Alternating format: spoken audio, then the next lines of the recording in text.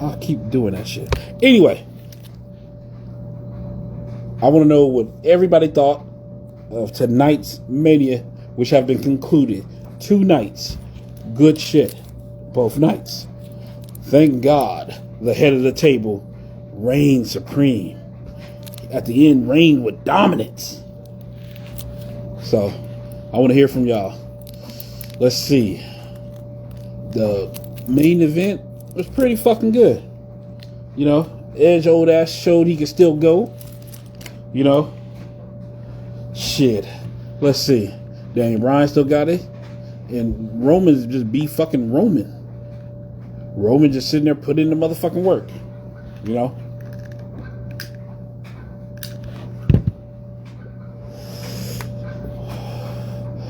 Of course, it seemed like night 1 was better with the NXT and WrestleMania. But I mean, you put it together, it was a pretty good WrestleMania. I mean, through it all.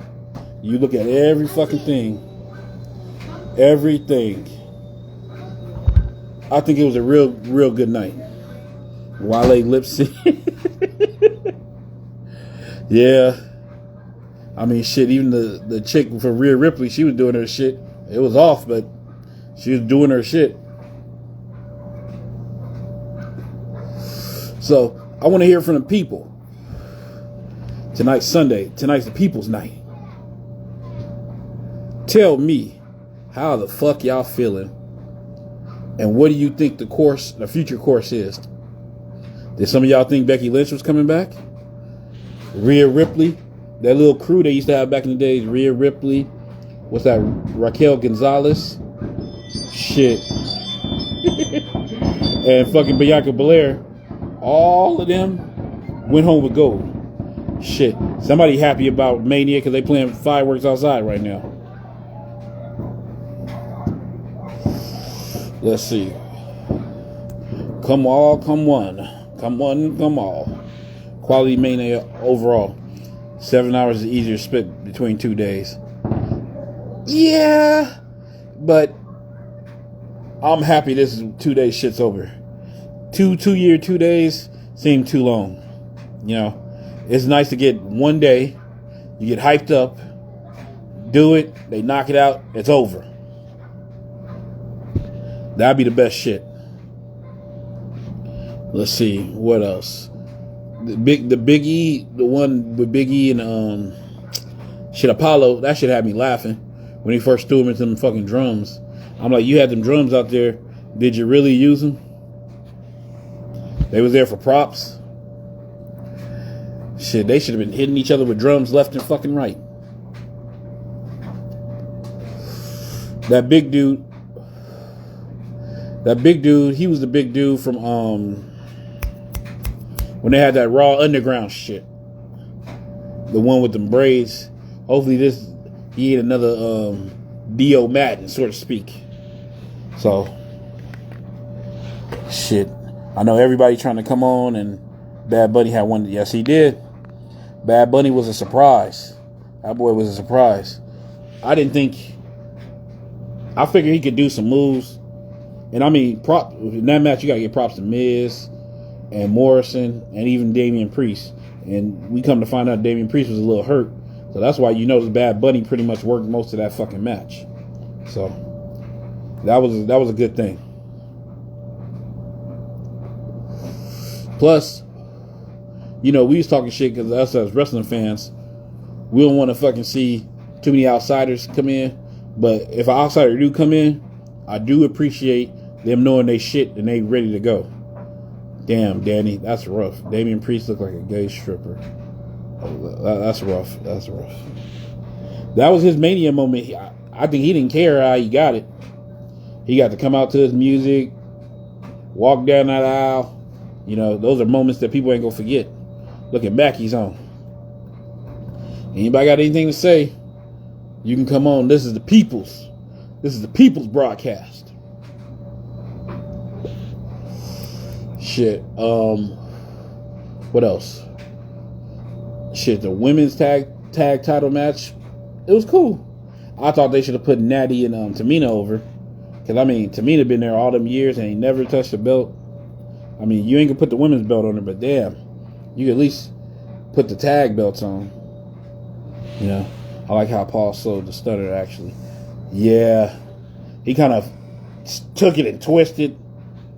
Shit, he had to try to make sure he don't hurt himself because they be making more money in them little boxing shoot fights or whatever the fuck him and his brother be doing. Shit. Let's see.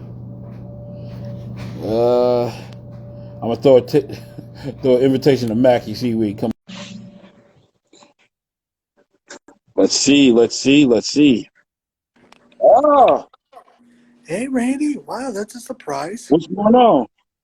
Nothing. Just I'm currently cleaning up the kitchen for my parents. Well, let's see. First question from Danny Phantom. What did you think of the Orton and the Fiend match? What did I think of it? Sure. I thought it was something interesting, but the Alexa Bliss thing is what really got me interested. Yeah. I was like, yo, this is some heavy shit right here, and I love some dark stuff. And that was I was blown away by it. And Randy, you're a little frozen up right now, man. Okay. Yeah, you're good. What's up, Okay. PWF? How's it going, guys? Shit, because it was weird.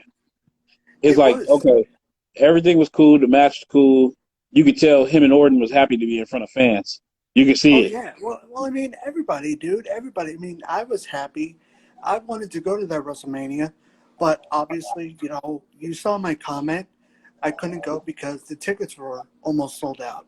And when we got to them, and my dad had Felicia glued to that chair. He said, "Stare at the fucking wall if you had to. You ain't leaving this damn chair." Yeah. Yeah. You'll have a better Yeah. chance next year in Dallas. Oh yeah, maybe. I hope so, and I'll really do. I hope so because I got a guy named JT Royce. Uh, he's he's a pro wrestler. I followed him since the beginning, and he is in San Antonio. So I hope I go meet this guy. I honestly, I thought night one was a bit more interesting, a bit more off the hook. Yeah. I mean, it was better. I mean, you had the moment where at the end, Bianca took the belt. I mean, Cesaro got his due. You Yeah. know, Hey. You notice? I was looking this up earlier. Did you notice Cesaro's wrestling gear last night? Did you notice it, Randy? I'm trying to think. What did it look like to you? I thought What he did had his it look like normal, to you? except It the was a long little sleeve. nod to Becky Lynch. Oh wow. Yeah, You because if you remember at the last WrestleMania, when Becky was there, where they had fans, she was wearing yellow and black. yeah. So Cesaro was doing a little yellow and black himself. And by the way, can we just agree that that corkscrew frog splash was the best move in all of WrestleMania That 37? that was one of them. You That if that's you some notice shit you everybody was trying to break out new moves. everybody Everybody because everybody was they took it seriously. you know that old saying in life, you don't know what you have until it's gone. That was the case Mm-hmm. tonight. You Okay. didn't, and everybody stood up their game, and everybody did a phenomenal job. I'm telling you right now, the last 2 years, I've been kind of down on wrestling. Well, I haven't been burned out or anything, but just a little like But tonight, completely refueled that fire for pro wrestling for me. Mm-hmm. And right now, and I got no problem telling you this. A couple days ago, I was told that I have high cholesterol. Oh yeah, you gotta be careful. So, Oh you baby. so this was the kick in the ass that I needed tonight, and I'm gonna work on my diet, and hopefully, by the end of this year or sometime, I don't know when, I'm going to be going to a wrestling school and I'm going to be training to become a professional wrestler. That shit lit a fire in me. I'm shaking with so much. I'm shaking with so much passion, dude. It is insane. If you got desire, go for it. If you want, he freezing up a little bit. If you got the desire to go for it, I mean, you never know till you try. So, there you go.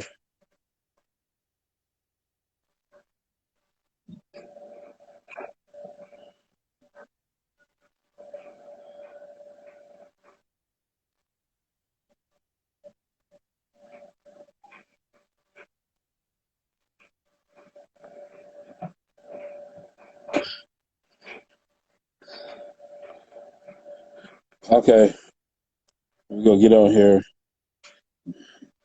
Mackie having technical problems. I'm gonna slide Sammy P in. Yeah. What's good? What's going on, man? Can you hear me? I think he's cutting out, but can you hear me? I can hear you. Yo, I might go in and out of service, but that was honestly two of the greatest nights of wrestling. I don't know if it was just because like the fans came back and it's WrestleMania, but goddamn, it was beautiful this whole weekend. And It the was. only thing What's up, I can Tornado? think of, the only thing I can really think of like not WWE is like all those AEW guys got to be watching this show this weekend thinking, why the fuck did I sign with AEW? Because how are you going to go like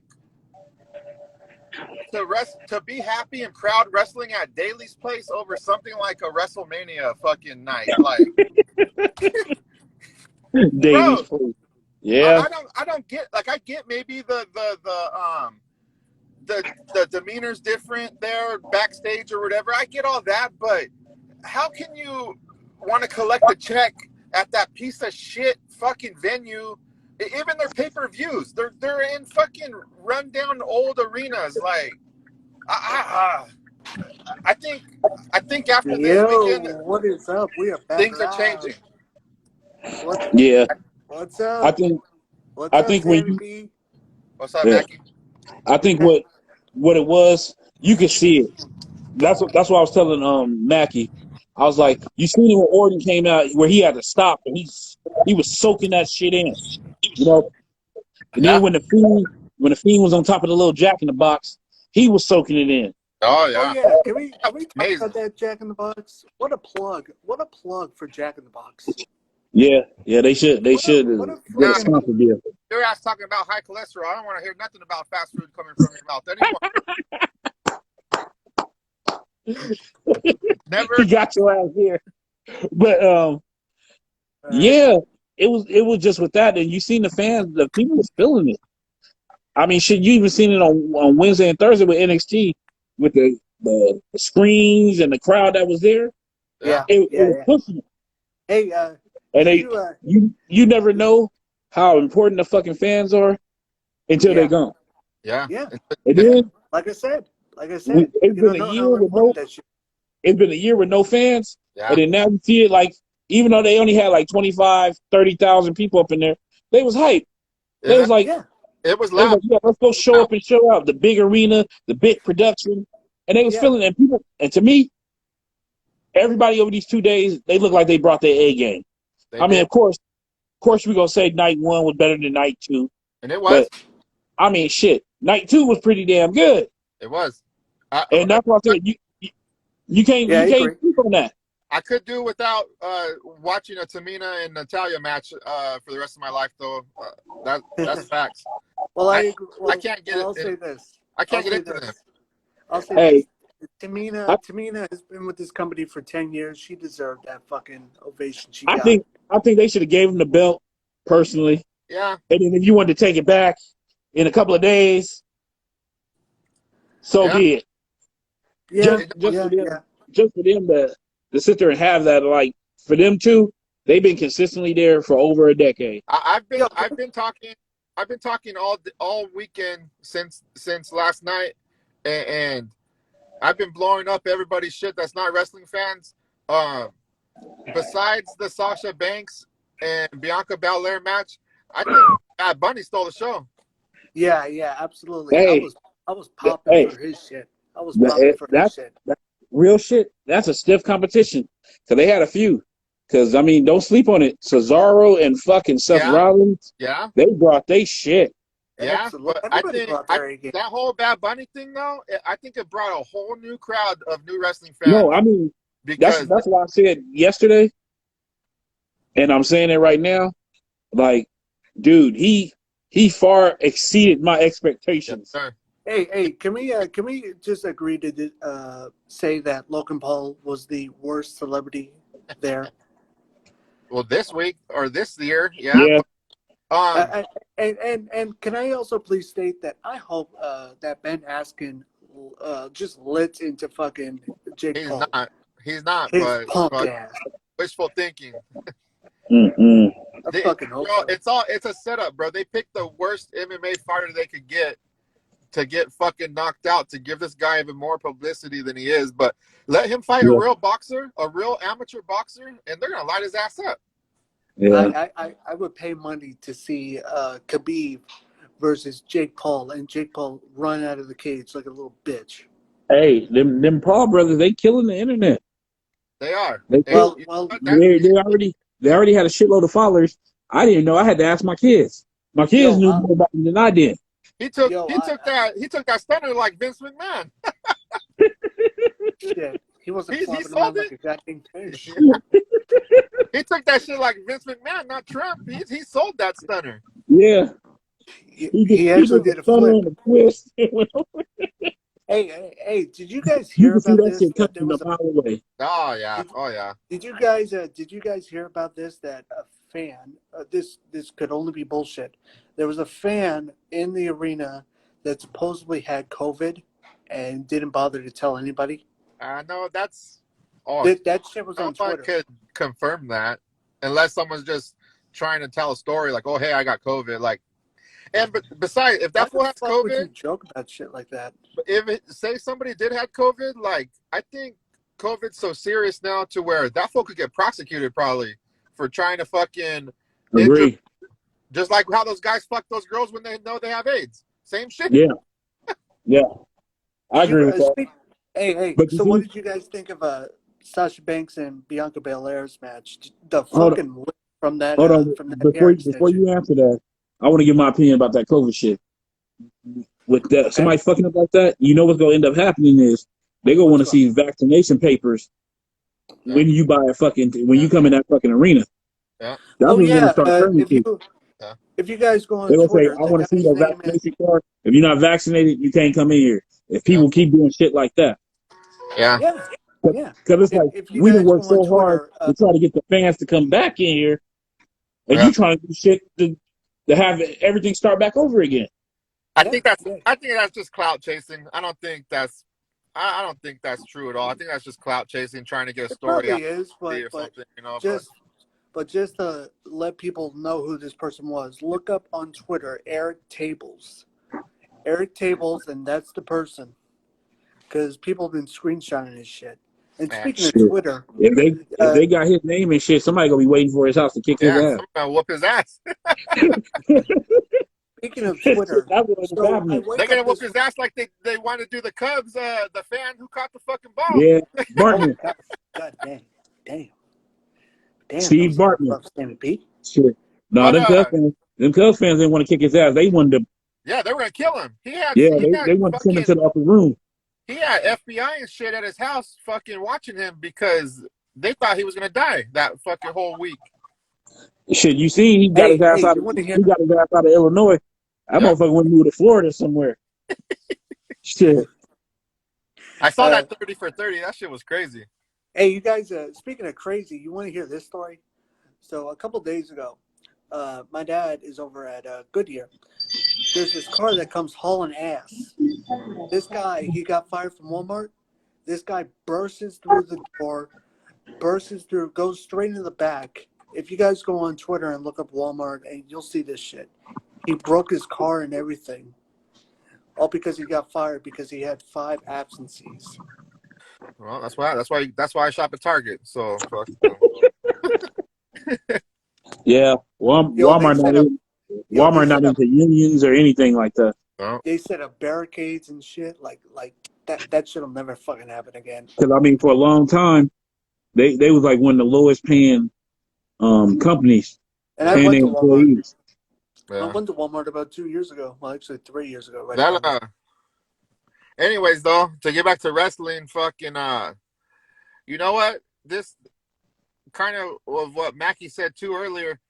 Like I was kind of burnt out myself, like with this whole COVID, no fans shit, and then just to Vince McMahon coming out started it. I was so hyped. I had my fucking surround sound on full blast. Like I was so into it this week again. Yeah, I And had I'm mine like, on tonight. you know what?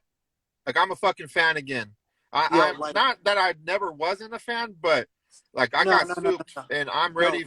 I'm ready to go see a house show again. Like I'm fucking. I'm gonna save up my fucking beer cans for fucking these WrestleMania tickets that I know are gonna be fucking crazy expensive. At SoFi. Like I'm ready. But the only good thing about it is we got Dallas next year. Yeah. Oh, I'm going to Dallas. I mean, a lot of people got a good shot because they're gonna be trying to get over 100,000 in there. Oh yeah. Fuck yeah. So you got your shot there, and then SoFi the following year, and then honestly I thought it was gonna be Vegas, LA, but I figured Vegas probably be the following year. Yeah. After that. Well, it sounds like I'm going to 3 straight WrestleManias is what it sounds like. Hey, do you know how many people when WrestleMania go to Vegas? How many people will be trying to go to that fucking one? Bro, that might be one of the fucking very first events for that stadium as a whole because they don't really PWF, you're going what's going on with Dallas, dude? Shit yet. So yeah. But this weekend, I went crazy this weekend, just like I was a kid again. Like it fucking this weekend totally blew my mind. There was some. I thought that Sheamus and Riddle match was fucking amazing. Hey, and you see he kicked him in the mouth. Yeah. He hit his ass square in his fucking mug, busted his shit up. The only matches I really didn't like all weekend were the women's match, the tag team matches. That's the only ones I didn't like. Everything else I thought was fucking amazing. Can we talk about Shane McMahon at 50 years old doing 51? 51. Thank you. Doing that shit. Well, he has to make up for his daddy not fucking being in the main event anymore. So there's always going to be a McMahon at WrestleMania. There's always going to be a McMahon wrestling. You know the crazy shit is you like, damn, Shane at that age still taking crazy ass bumps. Yep, just like Perk Angle. Yeah. He doesn't need to be doing that. Just like Angle off the Perks doing all that flip crazy shit. Yeah, that was crazy. But I'm gonna go inside, let you guys finish up. I had to speak on it about Mania because it brought out the fucking 10-year-old in me. But wait a second, Sammy. I'm so proud of Sasha Banks and Belair. Like that fucking was beautiful. It's like JBL said at the pre-show. It is a Black history, but it's history and legacy in general. And I thought it was fucking beautiful. But like the match was the story was well played. Like it was a beautiful fucking time. I saw backstage videos and shit too. Like it was fucking amazing. Sammy, that's why you leave. Can I get your thoughts on Bobby Lashley versus Drew McIntyre? Both of you guys, I want to know. I thought that was a fucking show stealer. I'll go first so I can get off this. But I thought that match was great too. I didn't think Bobby Lashley was gonna win because of the whole Hurt Business shit. But I thought they both went strong. I thought they came off looking good. I didn't expect him to win like that either. I didn't think he was just gonna basically choke him out or make him pass out the pain. But I thought that match was great, and now it solidifies Bobby Lashley as the big man. So if Brock Lesnar does come back, they could have that fucking dream match that everybody's been wanting this whole time with the two MMA giants fucking going head to head. So that's because your boy Brock been running too long. You've been running from that shit. Brocky, So, where's chat tonight? Where's chat tonight? that's what I was gonna say too. It wasn't supposed to be the Bellas tonight. It was supposed to be Becky Lynch, but they cut Becky Lynch out because the rumor got out about her fucking showing up tonight. Well, no, she leaked that shit, didn't she? No, she was just teasing it like they always do, but word got out that she was really returning for that segment. So last minute they changed it to the Bellas. I think that's why they got booed out of the fucking arena, just like that piece of shit Hulk Hogan. Yeah, they was booing him. It was worse. It was worse today. Oh yeah, it was okay yesterday. It was worse today. Every time he talked, woo! And you know what? I hope Vince sees that and he says, "All right, I think we're done with the Hogan shit." Look, unless he wants some cheap heat somewhere, but this Hogan praise got to go. Like, he fucked up a long time ago. No one's ever going to forgive him. Like, that's why I said nobody forgive him. Yeah, let this NWO induction be the last shit. And maybe they'll do a tribute for him when he fucking dies. Like, I could do without seeing that motherfucker on my TV for the rest of this time, too. We go to the upper beyond, brother. The upper room. Yeah, damn. But I will say, Sammy, it was all good right, Sammy. You look good, brother. Hey, so do you. I don't want you at Jack in the Box ever again. You hear me? No. As a matter of fact, I've been eating nothing but grilled chicken and everything. I'm really trying to keep it down. Attaboy. Get some spinach in that ass, too. Yeah, like tonight really gave me a good kick in the ass. I'll see you guys later. All Y'all take care. One love, all right, Wrestleheads. I'm out. All right, Randy, I'll leave you be. Let somebody else pop on here. Thank you for coming, letting me on here. And you know what? I think for tonight, we should have PWF on here. That would be a fucking Wrestlemania moment. And no slack, brother. I don't know why. Like, people, you can come on here, just cut the light off. You don't want to show your face and just talk. Well, I mean, he's That's got all you gotta do. he's got his family here, so I can understand that. Yeah. That's okay. But anyway, Randy, I'm going to let you go. I'm going to finish up, clean up for my family. And thank you. And always, once again, I'm blessed to know you guys very well. From all the mistakes and screwed up that I did, I'm really happy that you guys let me back. Oh, no worries, man. Yeah, I know, but it's a place for everybody. We accept everybody. All right. All right, Randy, I'll let you go. Hey, get Chuck Jones on here. Okay. All right. Later, dude. All right. Bye. Hey, look at that. Yeah, let's see. I'm going to go over some of these comments. Let's see. I'm going to go with S got the Bellows look awful. Yeah, shit. I was talking to Chuck when he was watching this shit. He said one of them is pregnant. Is Brie Bella pregnant again? I don't know. Yeah, they could have got somebody else. Yeah, they could have got Molly Holly shit to punch her or something. Sean 19K say, my man Titus was so uncomfortable being around that piece of shit. Yeah. Yeah, he you can see his face. He tried to hide it, but he couldn't hide that bullshit. Like, he didn't want to be there, or he didn't want Hogan there. They tried to cover the Bulls by showing Hogan the same three fans in the crowd. Oh, you got points.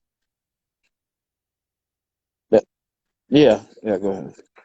Danny Phantom, that whip from Sasha and Belair match gave me PTSD. God damn, I watched that shit a few more times. God damn, she whipped the shit out of her. It sounded like she had a fucking belt, like, whack. That shit was crazy. And then Sasha will always have a fucking mark right there to remind herself of that fucking match. She got a fucking, what they call that, going away present. Professional wrestling fan, they really had Titus in the pirate costume. Yeah. Him and Hogan. Him saying brother to a brother. It was too much brother. I can't wake everybody up. Sorry, fellas. Dallas next year would be a blast. Chuck ain't coming on. Yeah, Chuck driving home. So, Sammy P. Yeah, that whip sound. That shit sound like a shotgun shot. Fuck a gunshot. Like, boom. Let's see, Kyle Mack. God dang it, Randy feels so good. Thanks for letting me on. The passion is back. I'm ready, guys. Hey, all of us as wrestling fans, we got passion for this shit. You know, if you got passion, you can cheer, criticize, all that shit. That's what we do on here. You know, when me and Chuck came up with this shit, what's this, 12 years ago now? Shit, going on 13 years. When we came up with this shit, we was looking at wrestling shows. We was looking at different websites. And I'm like, everybody I was seeing did not have the perspective like we had. They was like sugarcoating shit. They was sitting there saying being high-tied for the WWE if the WWE fucking came on here. I mean, shit. You know, I don't know how many people been on here. I don't know if y'all remember when we had fucking 20,000 fucking plus people. You know, we was renegades, man. We did what we want. Shit. I got in the fucking verbal shit with Brandy Rhodes. Shit. We had the girl that Enzo was accused of raping. She was on here. Shit. We done had a lot of people. We used to have fucking famous fathers, JTG, fucking British Bulldog son, other motherfuckers on here. You know? Like, shit. And it's hard to try to. This is the third time. This is the third incarnation of Wrestleheads on here to try to build back to where we was at our peak. And that shit's hard. You know? We had fans. There was like a lot of people on here. Motherfuckers used to watch the shows and everything. And, you know, just fucking sometimes Instagram knock you down. You got to start from fucking scratch. It happens to a lot of people. It's just not just us. You know? Sometimes you get pissed off because you feel like, man, you be rolling and having success. And then they just, Instagram wake up one day like, you know what? We're going to take your 20,000 plus people. I forgot it was like almost 21,000 people. The shows are cracking. The comments was cracking. Like people, because you know, everybody. It was more of us in here that had passion, that wanted to talk about this shit, that loved this shit. You know. Oh, my baby, I love you. And you know, we lost that, and it sometimes is debilitating. It pisses you off, and it's like you don't want to start it again. You don't want to go through all that fucking bullshit. Is that why we can't do sex talk? Hey, we been did that shit since we got knocked off the first time and the second time. Shit. But you know, sometimes I notice here people get on here and they get offended. And I'm like, it's just like anything. If you get offended, you got a problem with it, turn it off. You have a choice. Everybody has free will. You don't like the shit? That's what people do. People turn it off. But some of us feel comfort. All of us coming together, you know? All of us get to come together and say how we feel. I appreciate that, Sammy P. I appreciate that. Let's see. Sammy P, what do you think of Tony Khan speaking on the ring? I think that motherfucker just have to stop trying to be in the spotlight. He's starting to act like a real attention whore, you know? I'm like, it's not even your night. And you want to speak on it. Oh, this is why we had to do this and do that. Shit, they having a wrestling event in the fucking rain. Somebody should tell Tony Khan, hey, your people botch shit when it's not raining. So do it be raining every fucking week when somebody botches something? You know, that's why I said one of the other Wrestleheads with Amar, me and him was going back and forth from Voxer. We were sitting there talking about fucking, like I've been saying, like we seen it tonight. Roman Reigns is the best heel, one of the best wrestlers in this business right fucking now. He said Kenny Omega. I'm like, man, Kenny Omega ain't shit no more. To me, he wasn't the best enough because he can't talk. He has no personality, none whatsoever. He can't even show like he tough or anything. If you look at him, if anybody act like he don't even want to wrestle, he just do it because that's the only thing he could fucking do. You don't see the passion.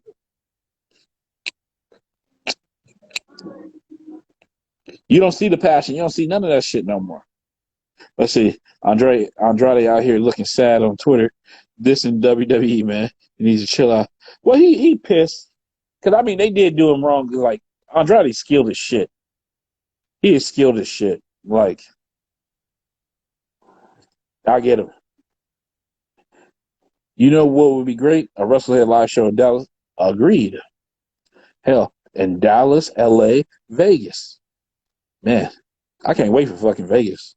I ain't gonna lie to you. Even though I'll be closer to the LA one, I can't wait for fucking Vegas. Shit. That's the type of one you damn near want to take off like a week and a half ahead of time just to go. Just to see the sights. Maybe play a little slots here and there. You know, sit there and enjoy yourself. Yeah, Omega has good matches, but I don't fuck with them. Let's think about this shit. AEW been around 2 years? Almost. On your two fucking hands.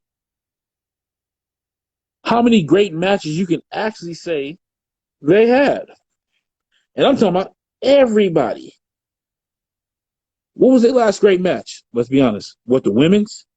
Fucking, what's that, Britt Baker and fucking Thunder Rosa?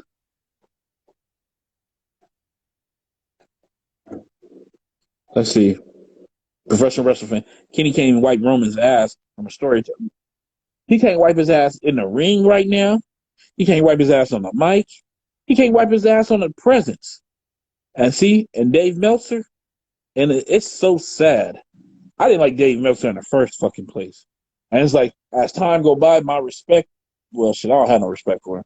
It's, if you could dig a ground and start putting the respect, the lack of respect, it's there. Because I'm like, all he doing is trying to turn his fans, instead of calling it, what do you call it, fucking Daily Wrestle, or whatever the fuck this shit, it might be AEW website, you know?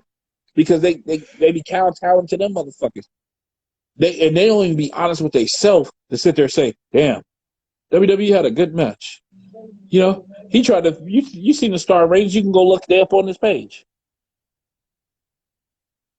Kyle Mackey, I love Pro Wrestling again. The passion is back for 2 years. I let my fuck ups on here really bring me down. Cause I disrespect your family on here, but you guys let me come back. Yeah, I mean shit. It's like anything. If, like how you came on here and did a public apology, Hulk Hogan should have did that to the fucking world. He caught himself trying to do some shit behind the fucking scenes because he's worried about his bitch ass pride. He should have came on a pay-per-view, on some events. Would have been a smart thing to do. You had him come hat in fucking hand and publicly apologize. He never did that. And that's why you see people ain't buying it. Because everybody knows, you think about it, anybody that messes up in any kind of way, what they have to do, publicly apologize. Say, I'm sorry, show contrition, start doing stuff. Hell, Michael Vick wasn't even there when they was killing the dogs. He got thrown on, everything got thrown on him. He had to go to the pen. Then when he fucking got out, he had to be a fucking dog ambassador. He had to pay the paces just to get back in the fucking league. Hulk Hogan has not paid his dues, as them old people love to say, pay your dues to get back in the business. AEW want to be in Japan so bad. I'm like, go ahead. They get trade for Tanahashi. Tanahashi ain't gonna want to fucking go to that fucking place. For what? For him, he got to take a clothesline from the hang, bitch? From him, probably got to get fucking powerbombed by Nia Rose. I think he'll pass. Omega needs Ibushi, other than he's doing B+ work. Yeah, I guess that's his better half. You know, he seemed happy when he around him. I would never forget that the 2019 Cal is dead. The 2021 Cal is alive. I'm a better person. Now, thanks to you guys, my family and friends. Thank you all. You're welcome. What do you think if Edge was to turn heel and feud with Daniel Bryan? To me, right now, honestly, Edge is heel right now. If you sit there and pay attention, he turned heel.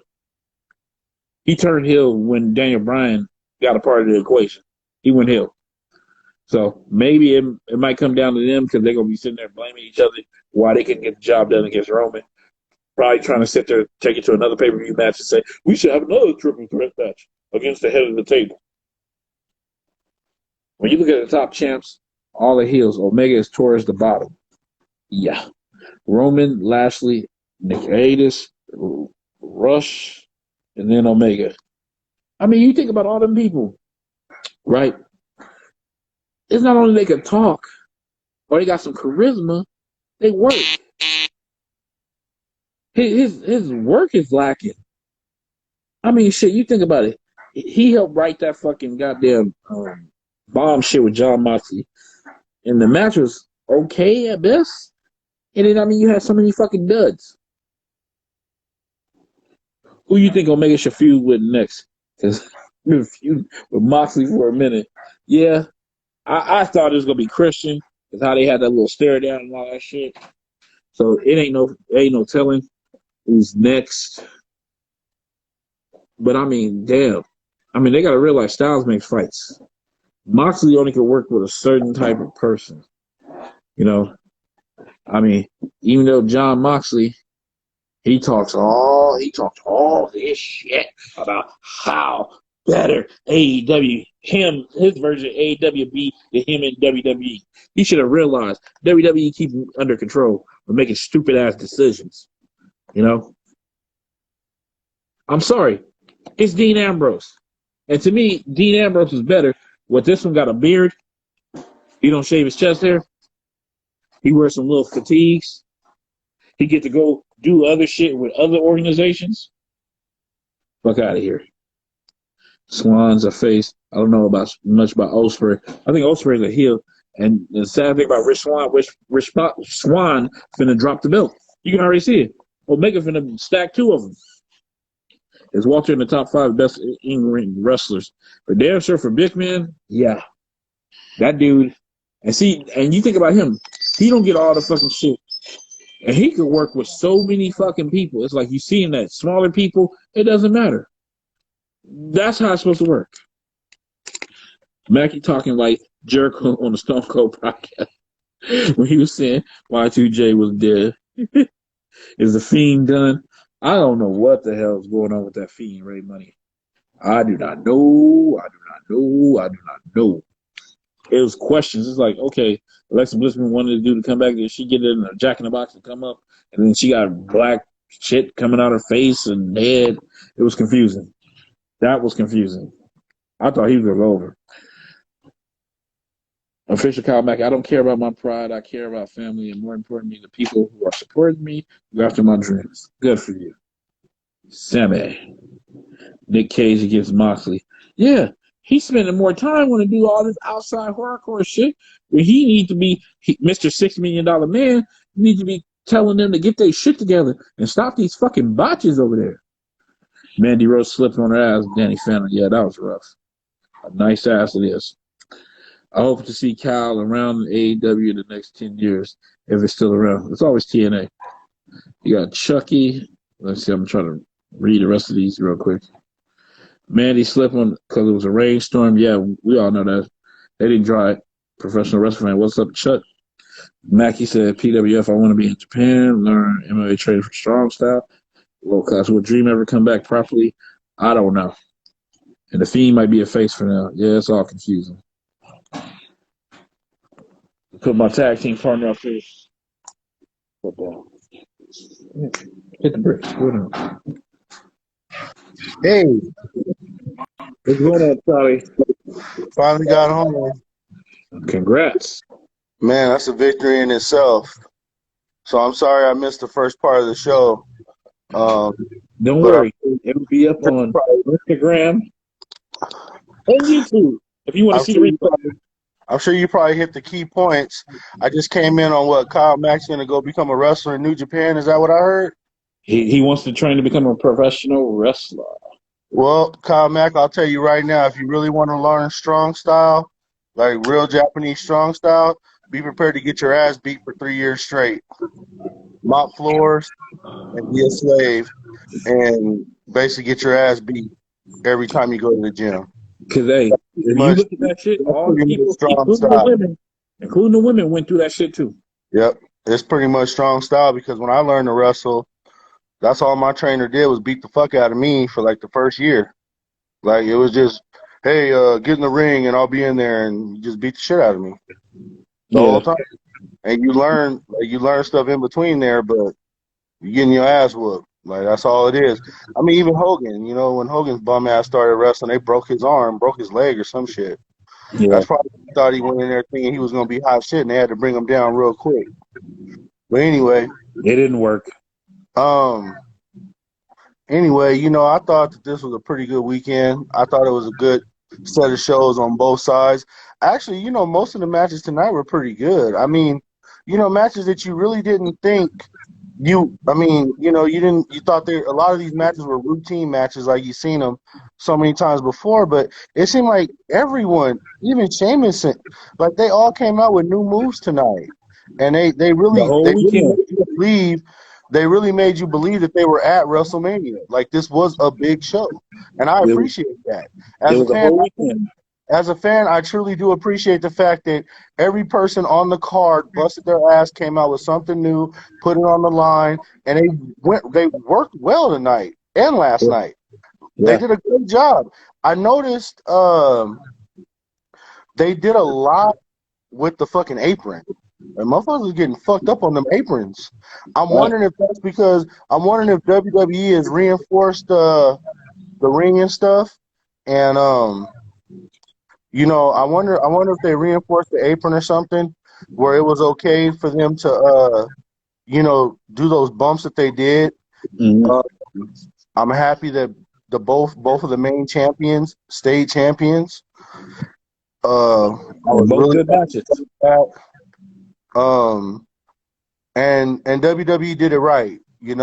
They figure you're not going to you can't frustrate the fans if you let Bobby Lashley keep his title and you let Roman Reigns keep his title, but you dropped every other championship on the main roster except for the women's tag. And honestly, I don't know why they kept it, because it seemed like Tamina and Natalya Neidhart is a pretty good tag team together. But Randy, like you said earlier, Tamina was blowing up out there quite a bit. But man, when she's on, dude. Like, I don't know what else to say about that. I thought they gave them the best challenge so far of all the females, and man, I mean, just going down the list of the matches that we saw, even the opening matches were good. I didn't understand the Fiend. I didn't understand that. Why would we do this whole saga?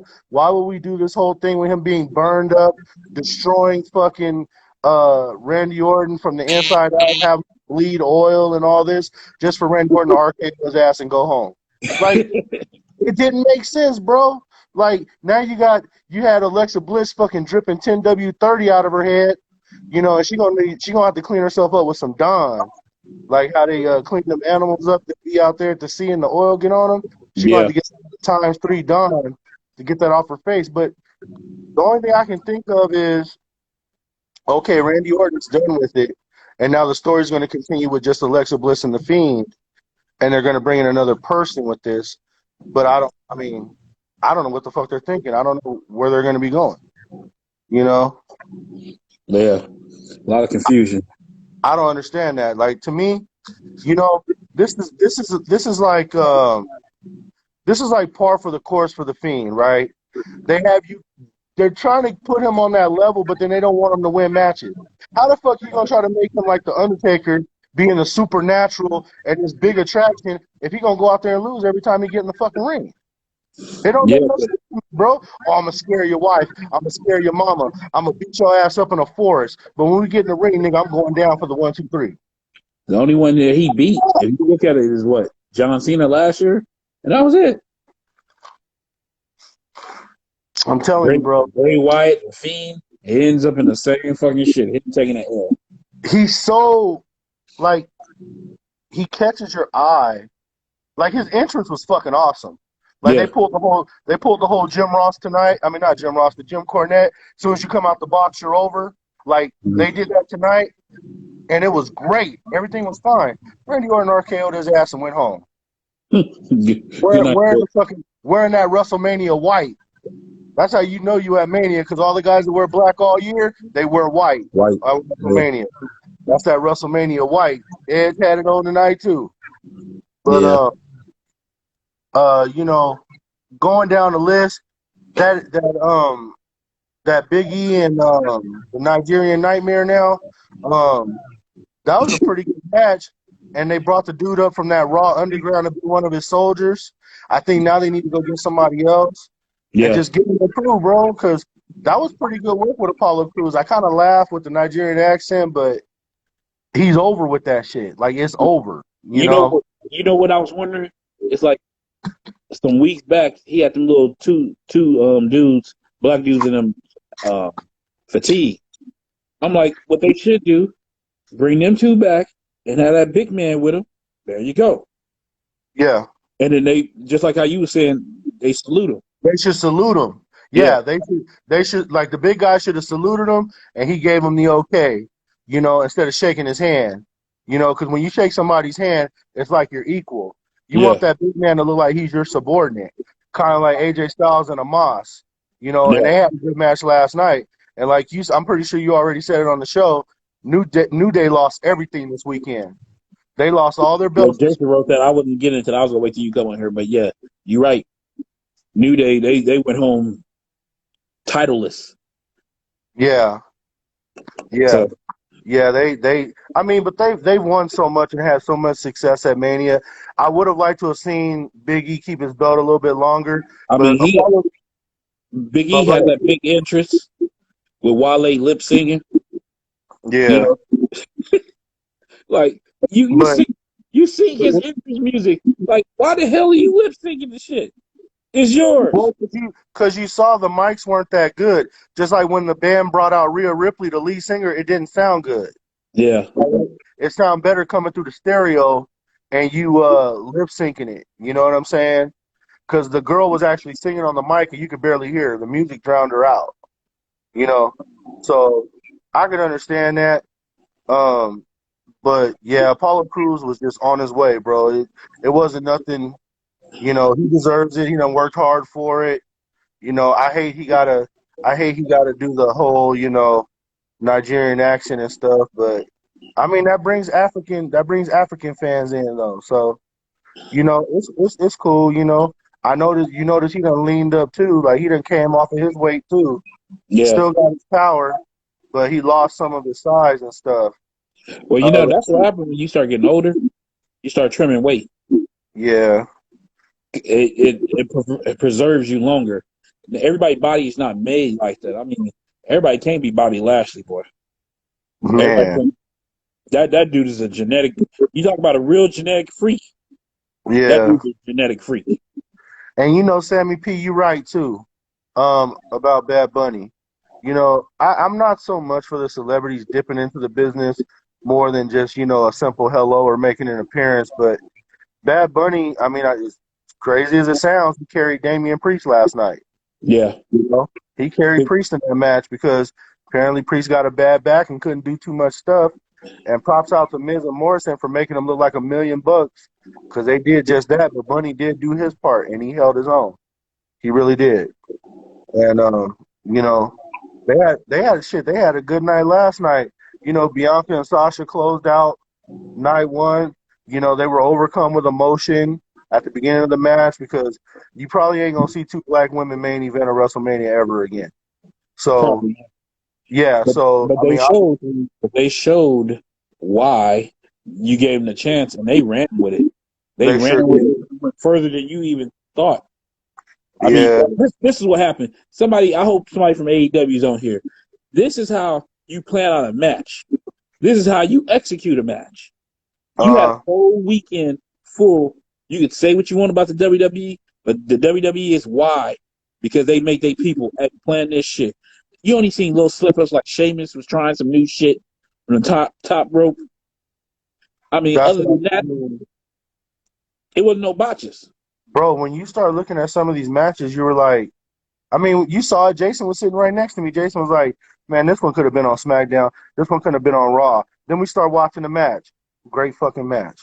Yeah. Like even though we've seen Sami Zayn versus Kevin Owens so many times, they had a fantastic match. Yeah. They had everything in that match. And props out to Logan Paul for taking that stunner. And side swiping and flipping. Like hey, they said even Sammy P said on here, he took that stunner like Vince McMahon took a stunner. He did. He did. And props out to him for doing that. You know what I mean? Because he got to know, as an internet person that he is, he makes his money irritating people.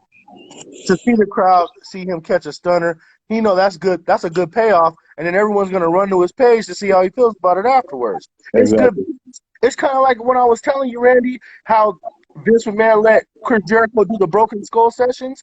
It's because they just went to Peacock. What did Vince McMahon tell Peacock? Hey, check this out. I'm gonna let Jericho do the show. We're gonna get all the AEW fans to subscribe tonight. Because AEW fans are cheap anyway, so they're gonna do it. So they came right over. And you talking about millions and millions of more dollars in revenue.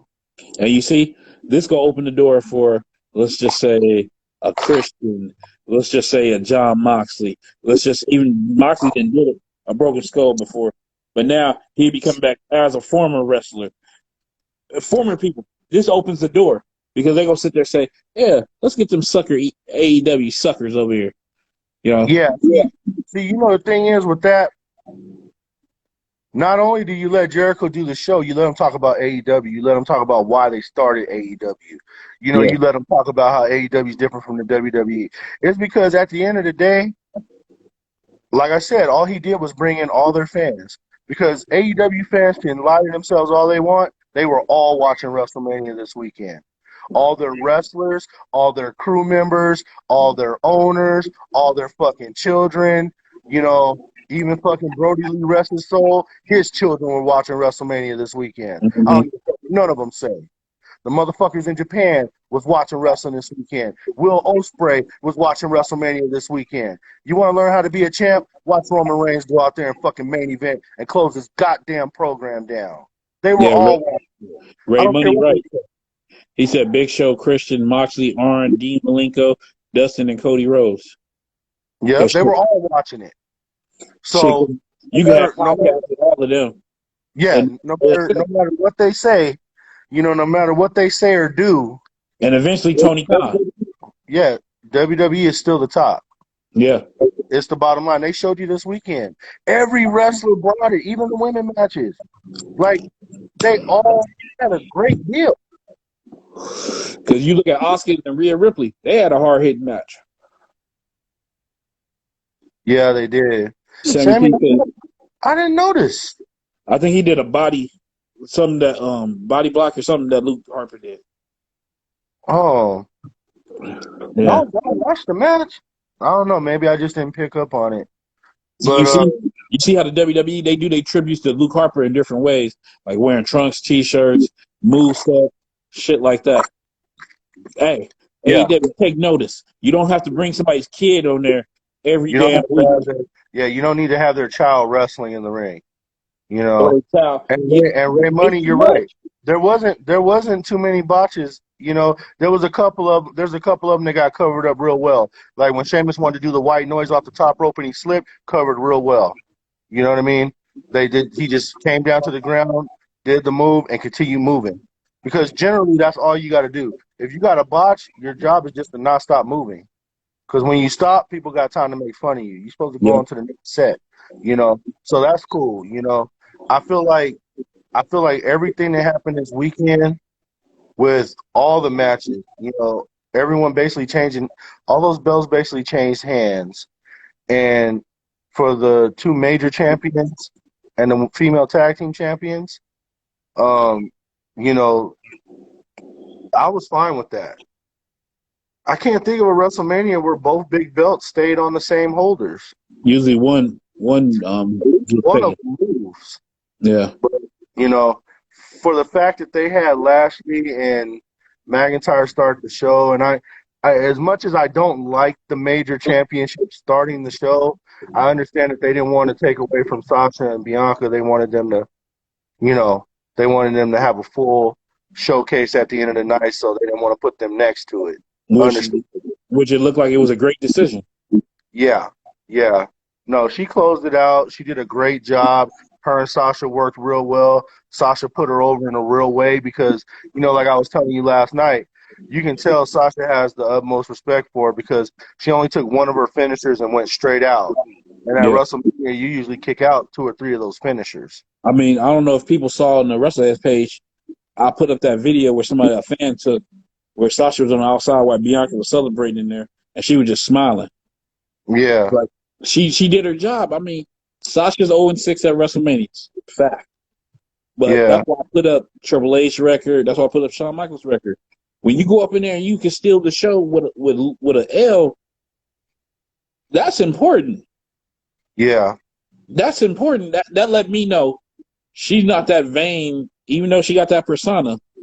She's not that vain enough to sit there and say, "Well, I got to win all the Yeah. fucking."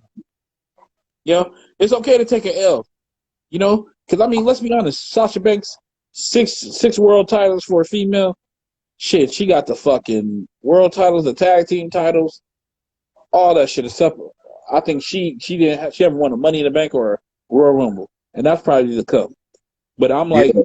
with all that shit, she already got Hall of Fame stats already. You look Yeah. at them four horsewomen, all of them got Hall of Fame stats. I mean, you look at Bailey. Now the fucked up part is she had to take a fucking combo from the fucking Bella bitches, which I didn't agree with.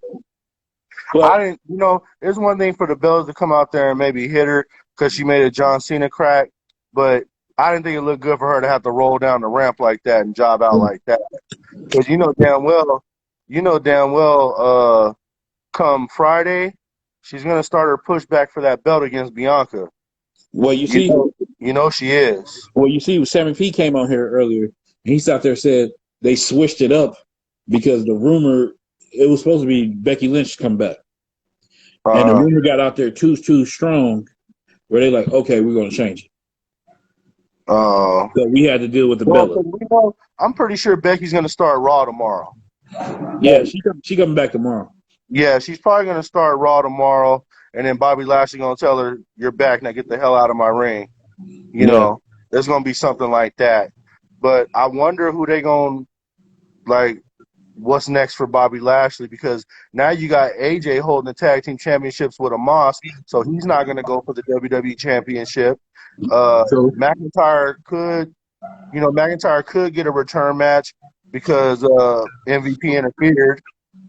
He could get a return match, but I don't think that he's going to beat Bobby Lashley anyway.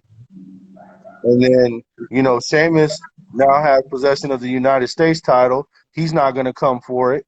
So Raw's going to have to bring someone else out. See, in professional wrestling, what was the best match of the week? Walter and Ciampa was fucking great. You have to sit there and analyze all the matches. That's going to be hard because I said it earlier. The closeout tonight was the best match. Yeah, I said it earlier in the broadcast. I don't think it's being talked about enough. Goddamn fucking Seth Rollins and Cesaro. Jesus Christ. Like, they tore this shit down. They did. And I'm now that's a good question, too. Thinking about SmackDown. Because for me, Seth Rollins is the obvious choice to go after Roman Reigns, but he is coming off a loss. So maybe you send Cesaro up to work with Roman.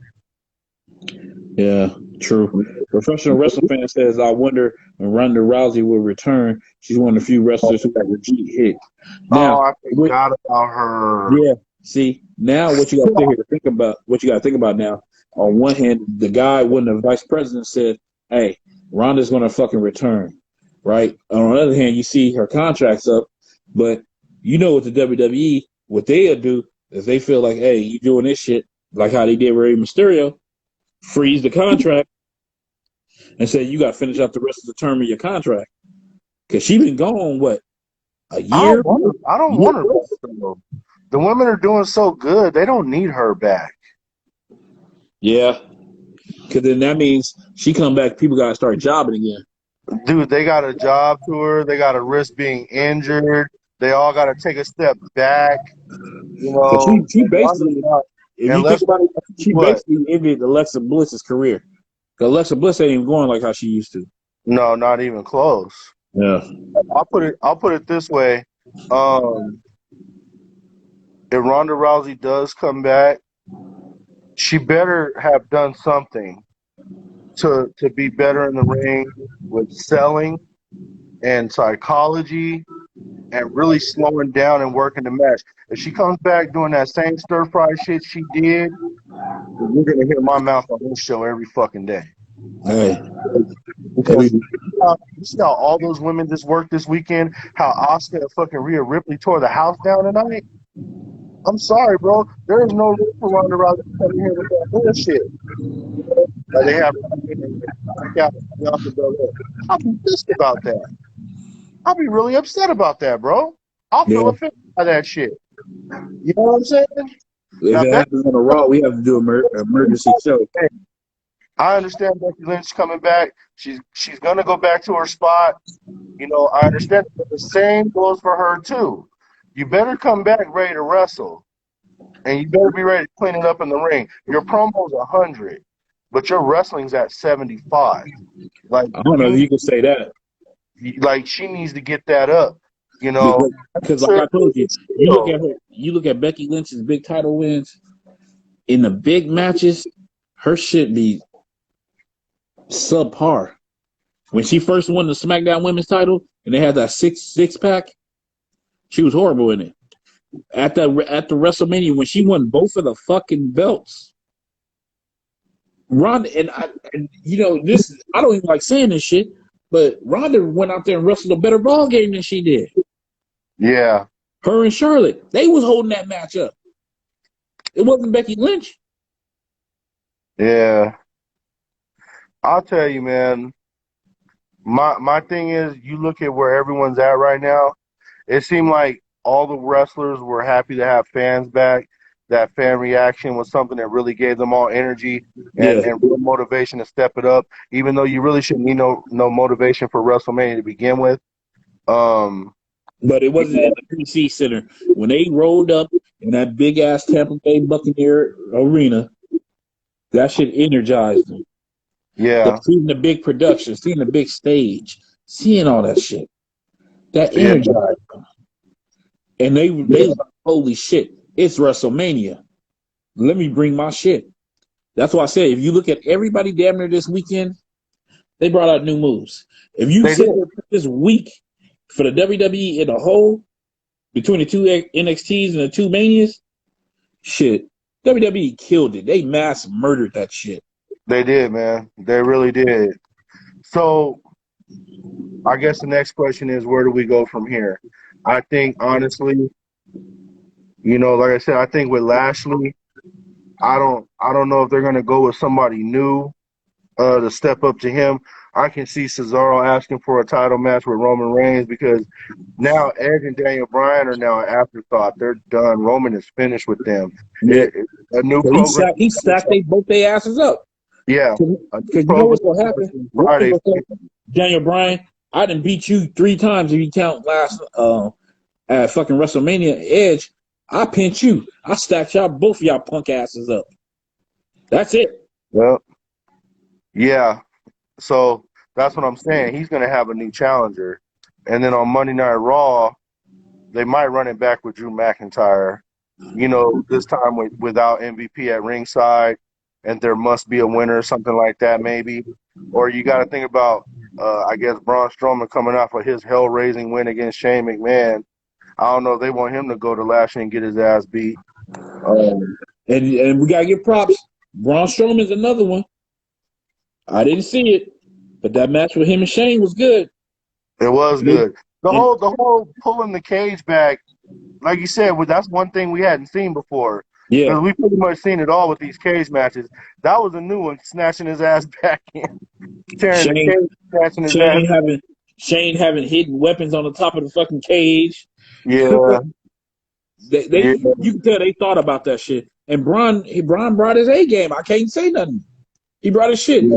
He had to take it easy on Goldberg's old ass last year. Oh, man, yeah. I hope he don't try to show his ass up. He probably not. How many times Riddle didn't talk shit about him? Yeah. Well, I thought Riddle wanted Brock. I don't know. It might be Goldberg. I don't know. But, oh, shit, I'm stupid, bro. Adam Cole tomorrow. Something. Yeah, it's Adam Cole tomorrow. Dude, I totally forgot about that. I think that was a swan song with Kyle O'Reilly. With NXT? Adam Cole will start Raw tomorrow, but he ain't going to go for Lashley right off the top. That wouldn't be good for him. You know, he might come for like, he might actually come for, I would see him coming for like Matt Riddle or somebody to start off. You know, or Sheamus or somebody like that. Nah, he ain't going for Sheamus yet off the bat either. It'd be like Matt Riddle or somebody like that. But I forgot Adam Cole should be a surprise tomorrow. So I'm thinking it'll be those two, Adam Cole and Becky Lynch tomorrow. That's a And good then surprise. Friday really they don't really bust out nothing special on Friday. Friday's just gonna keep running because there ain't nobody big that you can bring back that's gonna be bigger than Roman Reigns anyway. So I mean, They'll pull something out. There's gonna be somebody that you ain't gonna see. yeah, but like I said, What you said, Roman needs new challengers. You know, it's probably gonna be Cesaro. I'm thinking they're gonna probably let Cesaro go on up there and catch that spear. You know what I'm saying? and the Because thing about it, their Roman big matches they're gonna save for the SummerSlam anyway. and Roman will do the job. He'll do the job for Cesaro because Roman's about the business. Man, what if they do that, bro? What if they put Cesaro over? It'll be a That would long time coming. that would be a trip, but it'd be well deserved. And then you gotta think about too, like, okay, Robert Roode and Dolph Ziggler, they own the SmackDown tag titles. I didn't see them this weekend. No, they came on yesterday, but they did that little shit on SmackDown that they filmed last week. You Uh-huh. know, so I mean, shit. You sit here, you think about this shit, fella. You know, people showed up and they showed out this weekend. You know, Yeah, and you see Tony Khan. Tony Khan, we talked about that shit earlier too. I told you he's acting like a little attention seeking whore, where he trying to find anything. Well, my guys would have made sure they didn't slip. I'm like, shut the fuck up. This ain't AEW weekend. This is WrestleMania, Chief. that's Like, right. the fuck up. Yeah. Well, Kyle, I answered that last question. We're gonna be back in the Wrestleheads headquarters together soon. I just wasn't able to do it tonight because I got to get up in the morning. I got an early haul, so I have to come home. You know what I'm Yeah, saying? And I'm gonna have to get off of here in a few minutes, take my black ass to sleep. But we had to talk about this stuff, and I want to finish watching that Broken Skull sessions with Chris Jericho because a lot of it seemed genuine, and it seemed like Vince the McMahon didn't red have table any. right here. I'm sitting at the red table right now. Yeah, Vince McMahon didn't And have we had any this red table before Jada Pinkett. restrictions. It seemed like they let Chris Jericho say whatever he wants. Yeah, So, I mean, it's that's smart. great. It's smart because then you won't have these AEW fucking just sitting there saying, "Oh, well, the WWE didn't let him talk about AEW." They started that shit off talking about that shit. I want to see Jim Cornette on Broken Skull sessions. Oh yeah, I would love to see Cornette on there. he can Um, eviscerate. He can eviscerate Vince Russo, and then see what they got to do. They got to let Vince Russo come on there yeah, and and I'm get. gonna and I'm, and I'm gonna tell you too, bro. When is Jim Cornette gonna hit the WWE Hall of Fame, bro? Because what the fuck are we waiting on? You letting people in with less resumes. You know, to be honest with you, if they didn't put a tag team in there, they should have put in the Midnight Express and put him with them. I can deal with that. But I mean, for all his work with Smoky Mountain Wrestling and everything, I mean, fuck, his body will work everywhere. You Now, know? this is my Why question. is he not a Hall of Famer? As I said, the Midnight Express. Which ones you put in there? Stan Lane and Beautiful Bobby Eaton. It ain't gonna No, be no Bombastic Condry. Bob and No Condry. huh? No Dennis Condry. Well, Dennis Condrey too. But I always like the combination of Stan Lane and Bobby Eaton. Fuck it. Put all three of them plus Cornette. Plus There you Cornell. go. Okay, fine. There Hey, you go. for their contributions, I'm for it. I'm for all of it. You Yeah. know, Because I they was just one of the best. You look at back in them days, they was one of the best tag teams. I mean, hell, with them and they wars with the fucking Rock and Roll Express. yeah, Shit. Because last time I checked, the Rock and Roll Express is the WWE Hall of Fame. So you can't have one without the other. that's true. I agree. I agree So 100%. You know what I mean? But I was just thinking about that. While we're sitting here watching the Hall of Fame, and we're putting in our lawyers and stuff. When is Jim Cornette gonna get the nod? You know, I like mean, we look at this shit, right? And I'm like, okay, I can't really complain. I mean, we knew about the 2020 Hall of Fame a whole year because that was last year. Then this year, them putting Kane the headliner, had no problem with it. No Well problem. fucking deserved. Rob Yep. Van Dam, well fucking deserved. Molly Holly, well fucking deserved. Bischoff, well deserved. Who the fuck else? Great Khali. Now, he could have waited. Could have He could have waited. waited. He could have waited. And I'm Could gonna have say waited. this again, and I'm gonna say it every fucking year until he's in there. Goddamn Vader should have been in the fucking Hall of Fame. Big Van Vader, All Japan, New Japan, WCW, WWF, whichever fucking one you want to fucking choose. He should have Yeah. been there. And you know who I'll fucking blame? And I will forever fucking blame this son of a bitch, that motherfucker called HBK, Shawn motherfucking Michaels. I know it's not PC because we all supposed to, but Shawn Michaels was a son of a bitch, and He people should forget have that. put Vader over. Bottom And I line. hear that he found Jesus. And he still was acting like an asshole after he found Jesus. Yeah, he should have. He should have put Vader over, because if Vader would have got that title, it wouldn't have been no issue. But he don't need that, dude. This guy ruled all Japan, dude. Like, this dude is a WCW champion. We see guys in there with less. Vader was one of the best big man wrestlers to ever do it on all countries. You know, Now Kyle, you're trolling me. Kyle's trolling me. Talking about some Lex Luger. But Kyle is right though. Lex Luger is a Hall of Famer. You don't like the way it ended.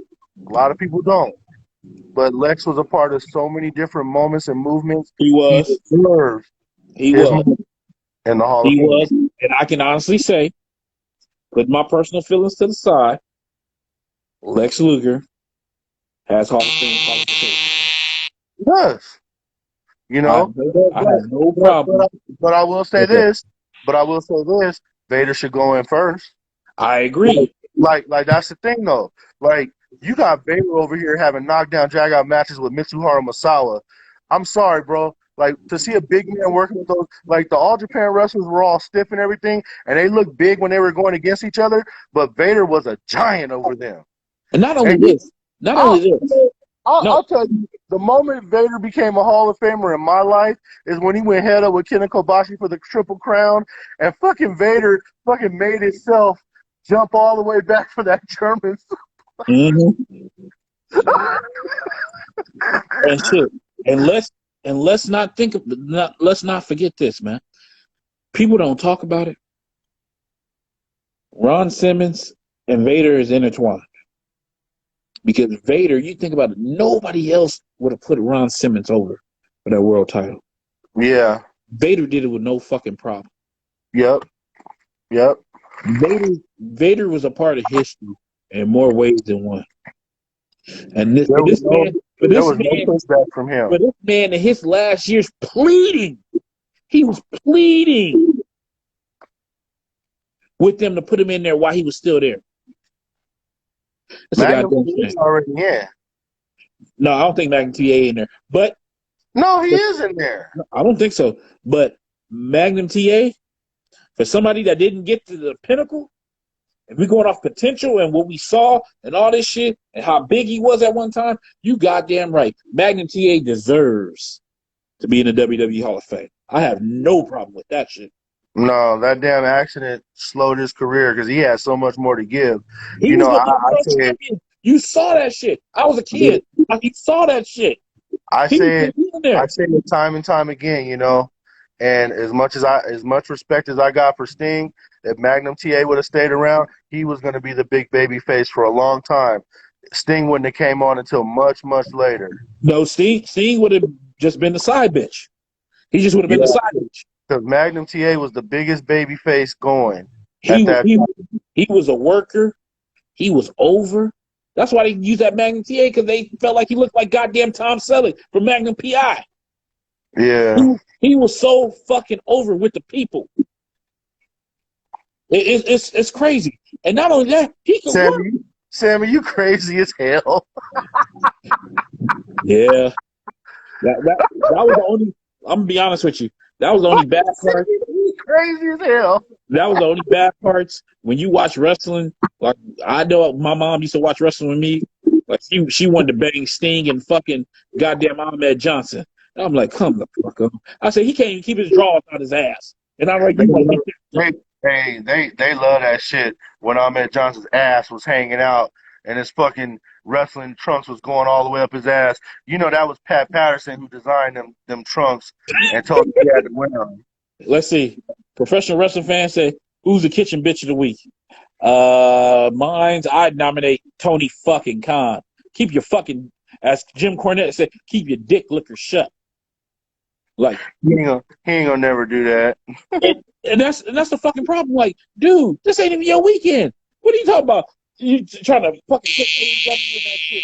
Talking about, oh yeah, hey, we would have made it safe. The WWE made it as safe as they can. Tony Khan, I bet you would have said, no, I can't put my wrestlers out there. We're gonna have to cancel the show. Scott one, your mom had a thing for Jimmy Snuka that could have came out deadly. Good thing that didn't happen. Shit. But I'll tell you what, bro. It was such a good week. The only kitchen bitch I got was when the NWO got inducted into the Hall of Fame. They should have listed the fucking NWO members who really kept that faction going. All those guys went up there to the podium and went into business for themselves. And you're in the position where you don't have to go into business for yourself. You are a business. Hey. You don't need to do that. You should have thanked the Scott Nortons, the Buck Bagwells, the Macho Mans, the Scott Steiners, you know, the fucking Big Shows, those guys who really carried the fucking brand week to week. Hey. Because remember, the guys that got inducted into the Hall of Fame, they didn't wrestle every Monday. They just came out to talk. They didn't wrestle. They didn't wrestle Monday. They didn't wrestle Thursday or Saturday.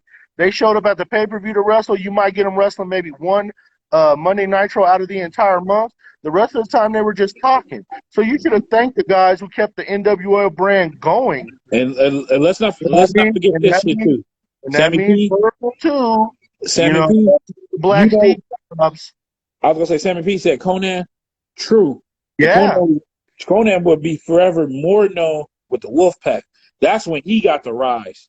Right, but the Wolfpack is a faction of the NWO. And Conan was a member of the original NWO before they broke it off into two separate factions. But he got the shine playing that gangster gimmick. He got the shine more than the fucking Wolfpack.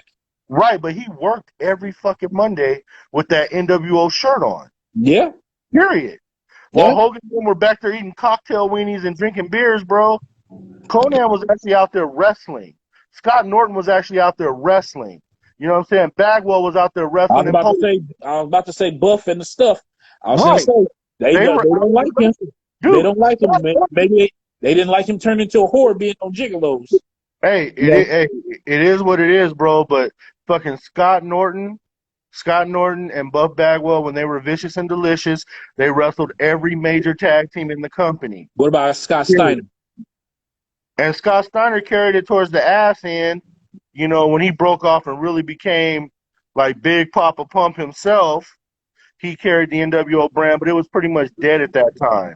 And Sammy P, you know, like you talk about the Wolfpack, the original Wolfpack were the guys that got inducted into the Hall of Fame. It was Nash, Hall, and Six. That was the original Wolfpack of the NWO. Then they broke it off into NWO Red, where they brought Sting, Luger, and all those guys. But I'm just saying, like, your Ted DiBiase's, fucking Macho Man, like, these guys carried the NWO and worked every fucking Monday while you guys are just collecting all the money. You could have at least mentioned their names. You could have at least mentioned Sonny Ono, Masahiro Chono, the Great Muta, the original NWO that started it in Japan. You could have acknowledged them. And I give Eric Bischoff that much credit. He acknowledges that he took the NWO idea from Sonny Ono, Chono, and Muta because they were doing it. Sammy P said, I saw Buff the stuff in a small pecker on Gigolos the other day. They had him on the train on the... You remember, we all saw that episode. Well, we saw that episode where Buff Bagwell, they were all fucking standing in the kitchen waiting their turn. Well, they were seriously standing over that fucking island in the kitchen, waiting for the dude to tap out for the next guy to go in. Like, I'm trying to remember. 4 guys at her house. Yeah, who was it? Was Brace there? I don't think Brace was there. It wasn't Brace. He It was would have handled it that himself. light-skinned black dude.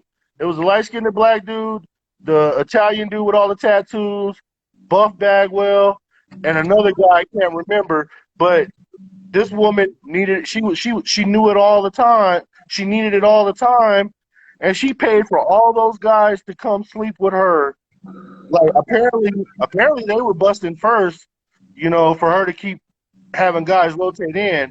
But I'll never forget seeing Marcus Alexander Bagwell in that kitchen waiting his turn. Yeah. Sammy P. Brace was the goat of the show. Yeah, he was the Hall of Famer. So, He was a Hall of Famer. He was the veteran. yeah. He was the goddamn veteran. He's probably the guy that fucking Richard Gere portrayed when they fucking did American Gigolo. Yeah. They should have played the Braun train sound effects during that. That's terrible. That is horrible. But yeah, that was a good show. I used to watch that shit. I think it lasted, 6 seasons? 5, 6 seasons? And you'd be shocked. You'd be shocked at the type of women. I was just getting ready to say that, bro. I was blown away, like how sexy the women were who was paying for dick. Like, do you know how much free dick you could have got? But then this was before fucking the internet really picking up and meeting people. Plus, they wanted to make sure they were safe and dealing with a professional. So it's like whatever. But some of those bras, man, they could have got the dick for free. Like you ain't got to pay. Like you look on there, cold water. You looked on there, it was all races was getting served on there. Yeah. All of them. Yeah, I agree, man. The only bad one, I think what they said, the Latin dude, the little Latin lover with the long hair, look Indian looking, I think he lost his mind. I think he killed his woman or something. God. Yeah, he was the only one that I haven't heard anything bad, and that only happened in the last year or two. Yeah. Now let me ask you guys this question. Okay, I noticed that Mustafa Ali is now, dressed up like he's in MASH and shit, right? And fucking they're still running the gimmick of that faction, Resurrection and Retribution with no leader. Because in the Andre the Giant Battle Royal, the Retribution niggas beat Mustafa's ass. So I'm like, wait, are they going to continue the faction without him, or will they finally let Mia Yim go free and become a legit wrestler? I don't know. Maybe they might become the new Job Squad. Oh, man. And that's sad. But it just, I don't know. Oh, and let's talk about these fucking announcement changes. So you're gonna take. So Tom Phillips is gone, right? This is what I'm being told. Tom Phillips is gone. You got this guy from ESPN starting tomorrow, and you're gonna send. He been on the on MLB network. I've been seeing that like the last year. You're gonna send Corey Graves back to Raw. He was the one that was fired. He was the one fired from ESPN for leaking shit to fucking reporters and shit. So he was at ESPN for damn near 10 years. He got fired from there. He became a free agent, started working with MLB Network and other fucking people. And then now he's getting a job with fucking the WWE. Is this their way to striking back from ESPN taking Charlie? I don't know, but what the fuck did Tom Phillips do? Unless it's a mutual decision of his own to leave the company, why does he keep getting knocked back down when he's been the guy that's had to constantly pick it back up for these dumbass fucking announce teams that they had out there? Think about it. I said this on Wrestleheads today. Phillips did SmackDown. He done Raw.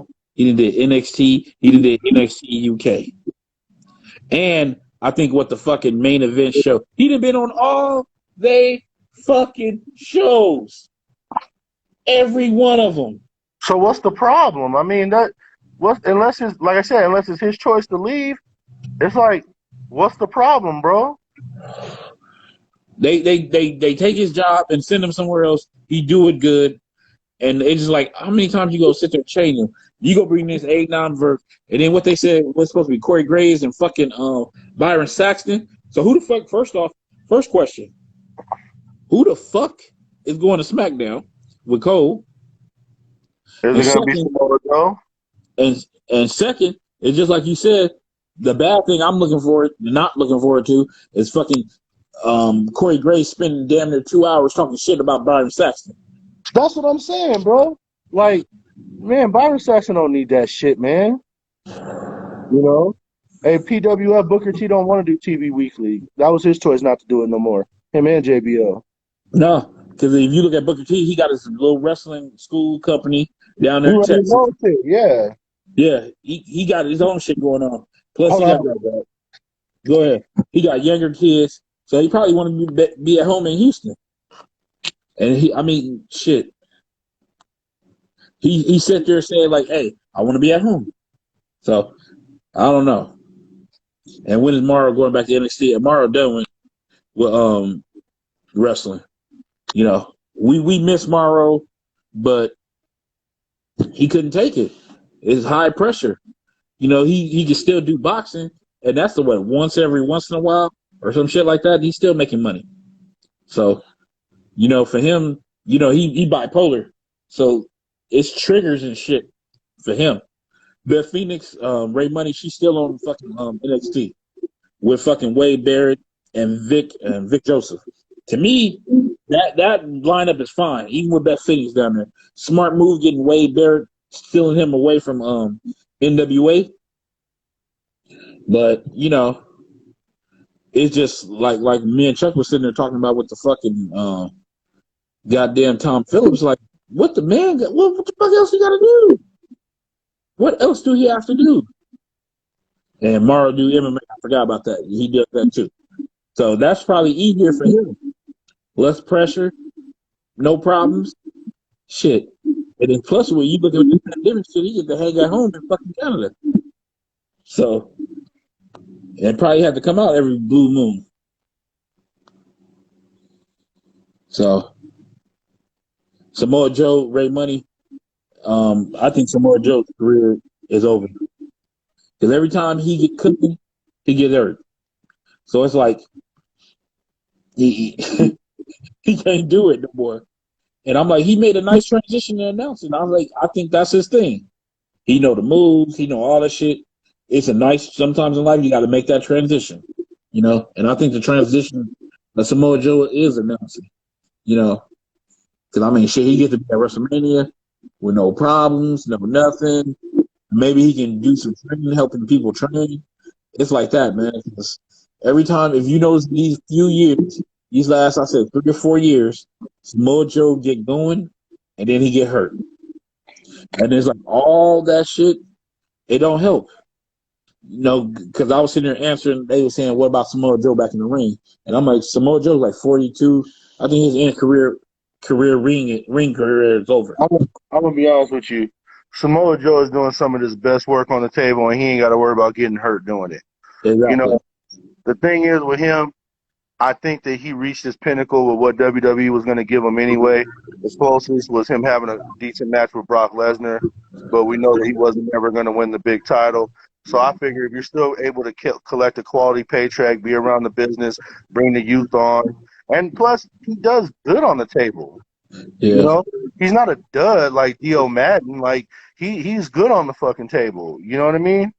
Yeah. So for me, I think that's a good deal. And then him moving over with Cole, you know, the thing with him moving over with Michael Cole, who's the senior fucking announcer, if you do good with Cole on the fucking table, then you have a job on that table as long as you want. He could be the new Taz to take over. Yeah. Let's see. Kyle Mackey said, Randy, did you hear about Sasha fan wishing Benoit was still around to kill her family? And that person has been suspended and banned, but as a Benoit fan, fuck them. Shit. Let me tell you something, Mackey. He wasn't a real Benoit fan if he fucking sat there and said that shit. And that's the bottom line. No, that's a person who's not in their right mind. And speaking of not being in their right mind, I heard you talking about Mauro Ranallo. Yeah. See, the problem with him, he's brilliant, does his research and everything. But as long as he's dealing with that mental illness and stuff, bipolar. From a business standpoint, he's not reliable. Because you can't have him at the tapings panicking and stuff, and you know you're not knowing if he's going to be able to do the show or not. And I knew how bad it was when he got on the Rich Eisen show, and he explained it to Rich Eisen. He started crying while he was talking about it. You know, like the only thing that calms him down is marijuana and all this, that, and the other. So obviously, I knew Vince McMahon and them were going to make a change just because they need someone stable at that fucking spot. And But I mean, you can't even joss with him, and you don't know he might have a breakout. You know, yeah, not saying he's fragile, but his moves are fragile. it seemed like it was pretty severe. Yeah, And, and he don't want to take medicine; he want to take weed. And I'm yeah, like, I don't know. yeah, that's a tough one because when you're suffering from bipolar disorder, they want you to take lithium and all that stuff. Kyle Mack, I don't know who that person was and really don't give a fuck. They can suck my dick.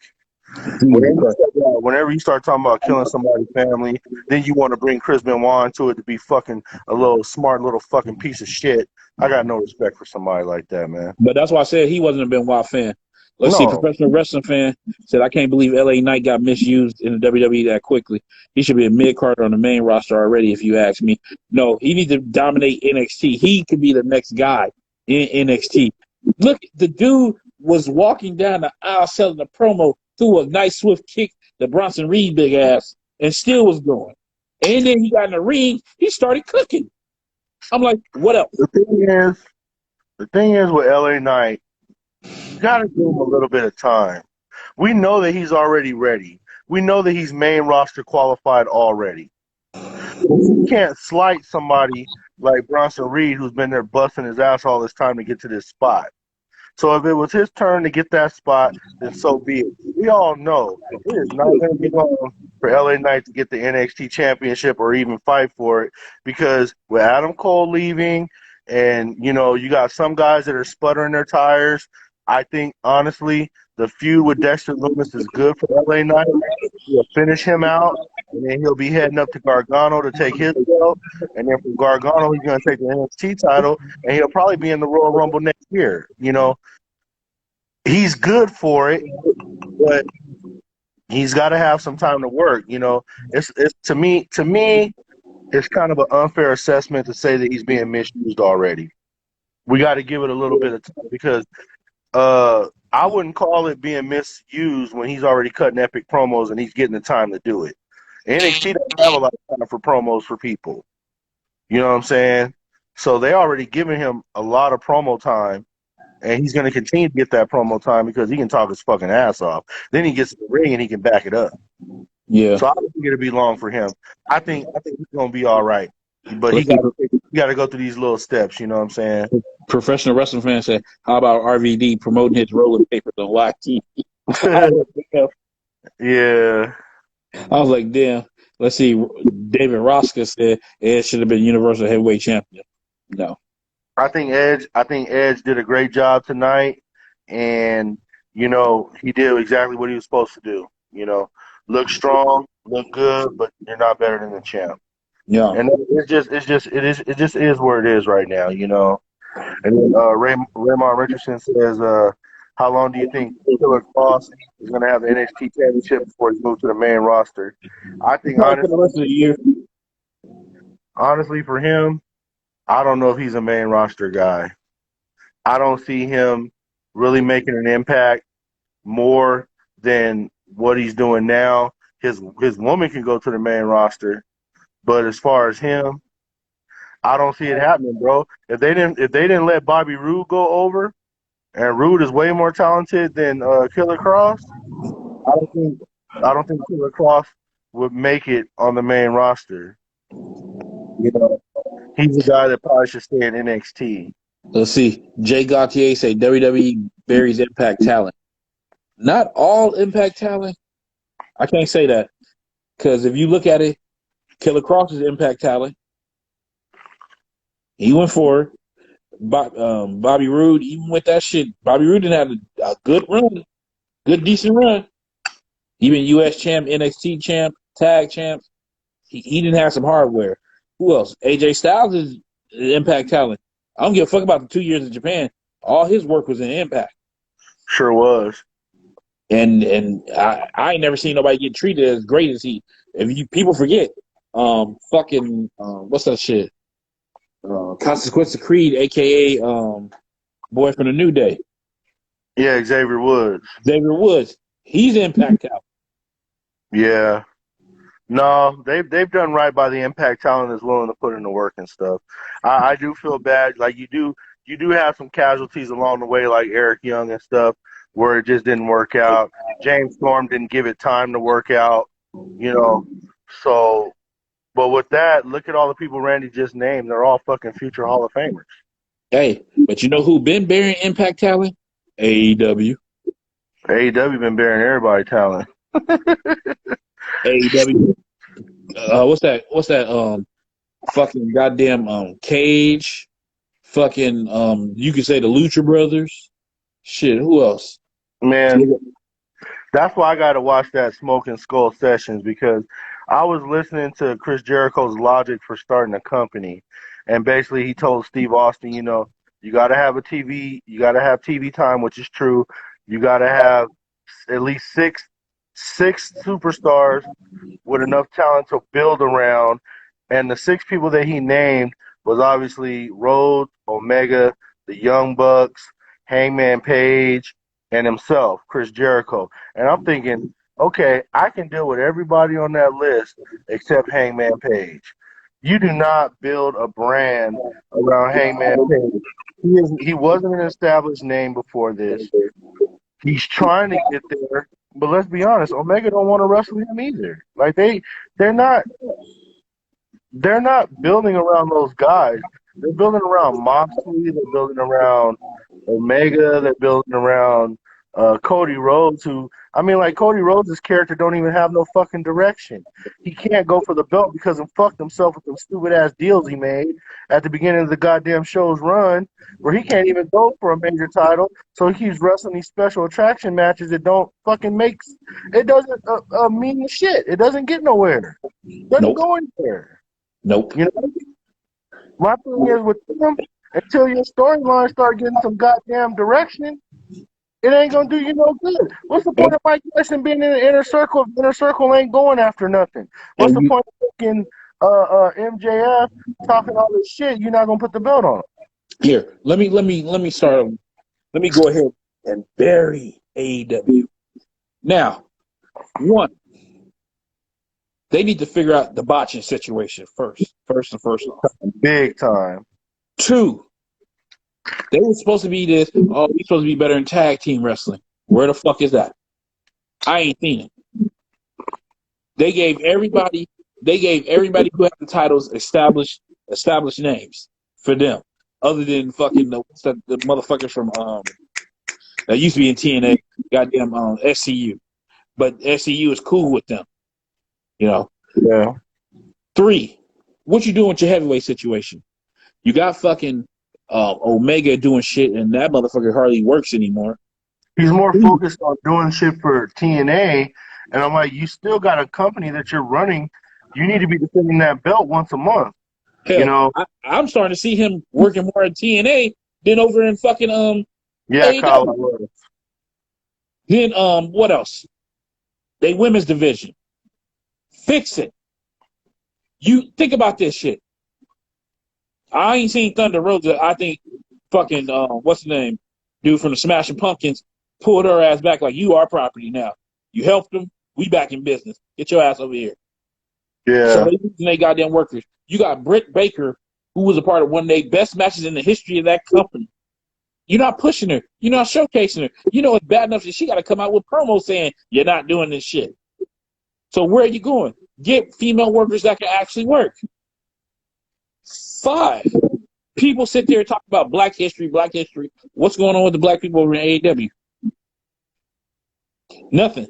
They should not dare say anything out of their mouth about the WWE and black people. Nothing. Keep your dick licked shut. You know what's crazy about that too? That tag team Private Party, when they first started AEW and Private Party was having those great tag team matches, they should have capitalized on that. Now they're just throwing these botch fest 10-man tag matches that they're having with people, and it's just hell. Think about it. The last title shot they got properly was over Impact. Yeah. Another fucking thing. And that's another thing too. Hold on. Okay, if you're I'm gonna, still cooking. okay, Now, you sit there and think, with all of that, you trying to work with New Japan, you trying to work with Impact, you trying to work with all these people. You ain't even got your own house in fucking order. You want to talk about somebody else's house, the WWE. They ain't got that shit in order. What the fuck is going on with Cody Rhodes? What the fuck? That motherfucker don't sell no more? And last thing, what is with AEW making all these goddamn factions? Every week is a new fucking faction being made. You they got do have Half too Faction. many. They do have too many You got the factions. little fake ass Nightmare family. You got the fucking Pinnacle. You got the fucking Inner Circle, and I'm missing one. And fucking the other dude, he got a faction now. What's that? The dude with the apple, Q, whatever the fuck his name is. He got a group now. It's like, what the fuck is you making all these goddamn groups for? Yeah. The sad part is when they put you in a faction, it's just another way to bury you. You're not gonna get no matches, dude. They had Jack Swagger over there. He ain't done much of nothing. Nothing. You got Miro over there. You know he hasn't done much of anything. He throwing motherfuckers into video games. Like Brian Cage, you got a heavyweight Cheap division sitting market. right in front of your face. Use them. Do something with them. Use them. You know, like stop having Darby Allin beat up people that are 20 times bigger than him. And think about Like it. that doesn't make any sense, They bro. just started having Darby Shaw fight for that TNT title. It was months. He only had 2 title matches, and they said, "Oh shit, we got to start having this little motherfucker defend his goddamn belt." And it's like, okay, why you got this belt on him? If you wanted to put him with Sting, see they confused. Then, oh yeah, I forgot 7 or that's 8. 7, you bringing all these old codgers in it. Sting, Christian Cage, Big Slow, and there's more probably fucking coming. And it's like, now you got so much shit going on. You're right, Ray. And you sit here and realize that we can talk shit about TNA all the way the day is long. Man, our very first show was very TNA. But when fucking TNA was cooking, they might have had problems in the heavyweight division, couldn't make their mind up. But the X division was fucking ultra solid. They tag team division was ultra solid. There ain't no excuse. And they women's division was ultra solid. You had time. You built a company. You infiltrated. We talk about infiltrating. Cody Rhodes infiltrated New Japan just to sign people's stars away from there. Yeah. Well, Kyle Mack is saying that he thinks the pandemic hurt AEW, but I think if anything, the pandemic has nothing to do with them not having storylines of any meaning. If anything, when people were at home, they had an opportunity to tune into AEW to see what the hype was about. But when they started people botching moves and like their storylines not going nowhere, championships not getting no real payoffs, like that has nothing to do with no pandemic, Kyle. Mackie and Chuck, it has no fucking excuse. Because you know why it's no fucking excuse? Because it's even you should be working harder because you get to be at home. You should be working harder because you ain't got to go out from city to city to city to city and do shit. That is no fucking excuse. Them motherfuckers took the foot off the gas. They treating this shit in the latter part of TNA. And I can't even say, I can't even say that because TNA was still having good matches. I could watch a TNA match without fucking botches. We already knew whoever came in the fucking ring was going to be a botch. Fucking Wes Briscoe, Garrett Bischoff, Rob Terry. It was only a few of them. Gunner and Murphy. Okay. You remember when Gunner was supposed to be the next Chris Benoit. That was the biggest fucking misanalogy I've ever fucking seen. That's like when Virgil called himself the Black Steve Jobs. But that's what I'm saying. And I'm like, you should be, instead of you talking shit, Tony Khan, about other organizations, get your own shit together. It's like the old people say. You think the grass, with all these people who was talking shit about the WWE and they went and ran their ass to AEW, thought the grass was greener on the other side? That shit's dead as fuck. Or don't throw stones when you live in a glass house. That too. Because look at it. You think about it. Oh, Mr. fucking Neville. Let's don't forget about his monkey ass. Oh, yeah, Pop. Yeah, he talked all that shit. Hey, how's it going over there? Miro, he talked shit. I don't Miro care talks what. shit. Let me tell you something. And you could throw Pac in this shit too. They was exceptional wrestlers. Both of them. Pac was never going to a heavyweight title. Miro didn't get his due. Miro deserved his due. He should have got his fucking due. I understand why he left. I understand it. But I'm like, you made the choice to take your ass to AEW, and I sit there and people be thinking I'm tripping when I say, no, you should go to TNA or Impact. Because you know why? If you're good enough, they will put the belt on you. They will push you. You say, you think about this shit. People been taking people from Impact that they push to the fucking moon. You would not know who a fuck a Scarlett Bordeaux is if she didn't go big and they pushed her in TNA. Because, hey, I remember seeing her in fucking Ring of Honor, and Ring of Honor didn't do shit with her. Didn't do nothing. I remember that. Pepper's Farm remembers.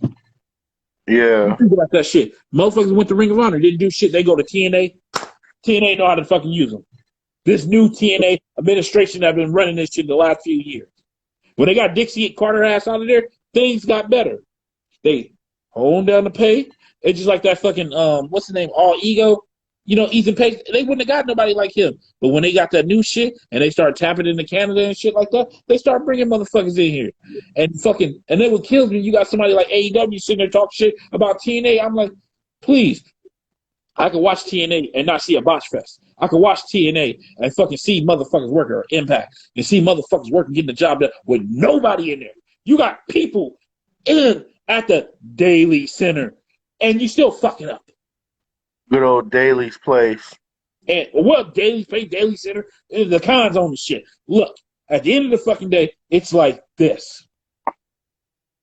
AEW want to put their shit on Hangman Page, you go see you ain't gonna get shit. Because that dude can't work. He got a fucking clothesline. And I give him that. This shit's awesome. That's it. I don't know. Every time I see Hangman Page and he tries to cut a promo, I see like a guy with a deer in the headlights, you know, getting ready to run off the road. Like he just doesn't have it. You know, like a lot of people don't understand, like you have to have it. You know, one company, every company always have that one person they try to shove down your throat. See, everybody thought Roman Reigns was that person in WWE. It ain't Roman. It ain't Roman anymore. Because he It wasn't Roman in the first place. That motherfucker, before he went heel, he could work in matches with fucking people. See, people wasn't giving him that knowledge. It was the same thing with John Cena. At the beginning of their pushes, they do shove them down your throat to where you get annoyed with them. Then, as they mature into their characters and they start to really hone in, then people start easing up off of them. And then when they get towards like the 3/4 mark of their career, now we all love them. But that's how it is with the great ones. That's what WWE did. He did the same shit with Hogan. They did the same shit. There's only a few guys. There was only a few guys that they didn't have to really put that machine push around, and those were the great ones. The Steve Austin, Rock, stuff like that. You know, you never felt like, even though Steve Austin was on Monday Night Raw at the beginning, the middle, and the end of the show, you never felt like it was too much of him. When Triple H did it, you felt like it was too much Triple H. When he was in the beginning, the middle, the second middle, the third middle, and the end of the show. Because he ain't got no personality. But see, he does have a good personality, but he never used it. He didn't start like really showing personality until he was towards the ass end of his fucking run. You know what I mean? Then he started showing you he got a sense of humor and all this, that, and the other. Because he never did that shit before. You know? Or actually, I take that back. You saw a lot of personality with him when he was in Degeneration X. That's when you saw all the personality. Yeah, when he's carrying Shawn Michaels' bags. Right. But then when he became the man, it was just being cerebral, being a heel, you know. And then he started letting off of that towards the end of his career. But, you know, when you look at somebody like Roman Reigns and somebody like John Cena, before they were good enough to have those roles, they had those roles. And that's why a lot of people felt that way. Like they already had Roman being the man no matter what we felt. no matter how we felt it, whatever. They already had it in their minds. Roman's the man. We're going to push him all the way to the moon, period. So, of course, myself, I'm going to feel that way. Like we're seeing too much of him because he wasn't ready for that role, but they made him grow into that role. And it was the same thing with John Cena. It wasn't too many guys that could just naturally, oh, I'm the fucking man. You know what I'm saying? They did have to grow into it. But now flipping back to fucking AEW, you can't shove Hangman Page down somebody's throat because he don't know how to do it. You don't see the guy growing into his role. You don't see the guy his role changing and maturing and manifesting to where you're like, man, we've been watching this guy work for 15 years, and he's done nothing but gotten better and better and better. You see it after like 2 or 3 years if a motherfucker got something or not. You know what's the problem? They look at AEW, Cody Rhodes, the young bitches, fucking Kenny Omega. They look at it like this their own little fucking clubhouse, right? This is their own little clubhouse where they can invite their friends because they all you get everybody that feels like they were shunned from the WWE. Then let's get John Moxley who's sitting there crying, talking about he was shunned by the WWE. Tell me something, son. How the monkey fuck that motherfucker was shunned? Please tell me how the fuck he was shunned. Former world champion, multiple time Intercontinental champion, U.S. champion, tag champion, Money in the Bank winner. Do I need to keep fucking going? He had a lot of good accolades, and I know that he sits back and he thinks about it now. He watches a WrestleMania show like this show tonight that he could have been on this card. He thinks about that shit. When he's lacing up his boots to go wrestle fucking Darby Allin. He's thinking about this shit like, man. What's that? Eddie Kingston? Yeah, I forgot. Yeah. Eddie Kingston's a fucking badass. Yeah, when he goes and backs up Eddie Kingston now. I know he's sitting back thinking about this shit like, man, I could have been involved with that Sami Zayn and Kevin Owens. Man. No, because Moxley, he's one of them motherfuckers. You make a decision, he gonna stick with it. Yeah, let's see how enjoy your $6 million. I'm not saying that he's gonna tell anybody about it. These are just thoughts in his head. Because if he was still here, if he was still here, I mean, who knows? Maybe SmackDown's main event would have been a fatal 4-way. Never know. Here, let's answer a question. Frank Lotion says, "I'm curious. What do y'all think about?" What? Frank Lotion? That's dope, bro. Frank Lotion. That's dope. Frankie Lotion. That's dope, bro. That's a dope ass name. Hey, he said, "I'm curious. Who y'all think they push down our throat most, Drew, or is it pretty evenly balanced now?" Drew, I mean, everybody, you got to look at Drew. The last year, yeah, Drew was the man. But we know why that was though. Drew had to carry the belt during the pandemic, bro. He was one of the few motherfuckers that showed up every day, and then he got sick. Yeah, so I never looked at it as McIntyre being pushed down our throats because I figured he was one of the few major players they had showing up every week. You know what I'm saying? Tom Mackey said, "I love Kingston. He's a fucking god on the mic." Yeah, what happens when the bell rings, bro? I must admit that. Like, okay, if you saying that he's that good on the mic, but when the bell rings, he's nothing more than a wrestling guy that I would see in a high school gym, then where are we at? Hey, could you say Eddie Kingston is better than? I'm not even gonna go to the name. No. Is he better? Is he better than Eli Drake? Ready? I'm telling you before you even name the person. No, absolutely not. Fuck no. That motherfucker can't draw a dime. Can you really put a pay-per-view with Eddie Kingston's fucking name on it and expect that you don't draw anything? Hey, they probably see Kingston like, oh, did Kofi fucking switch over? Oh, it's Eddie. Oh. Eddie Kingston, to me, should be a manager. That's it. He shouldn't be a wrestler. Like, I'm sorry. I know he might try hard and all that. like Kyle Max on here calling him a brawler. I haven't seen no brawling out of him. I just seen him getting his ass beat. Like No, all they look at shit. John Moxley. They look at John Moxley. John Moxley a brawler.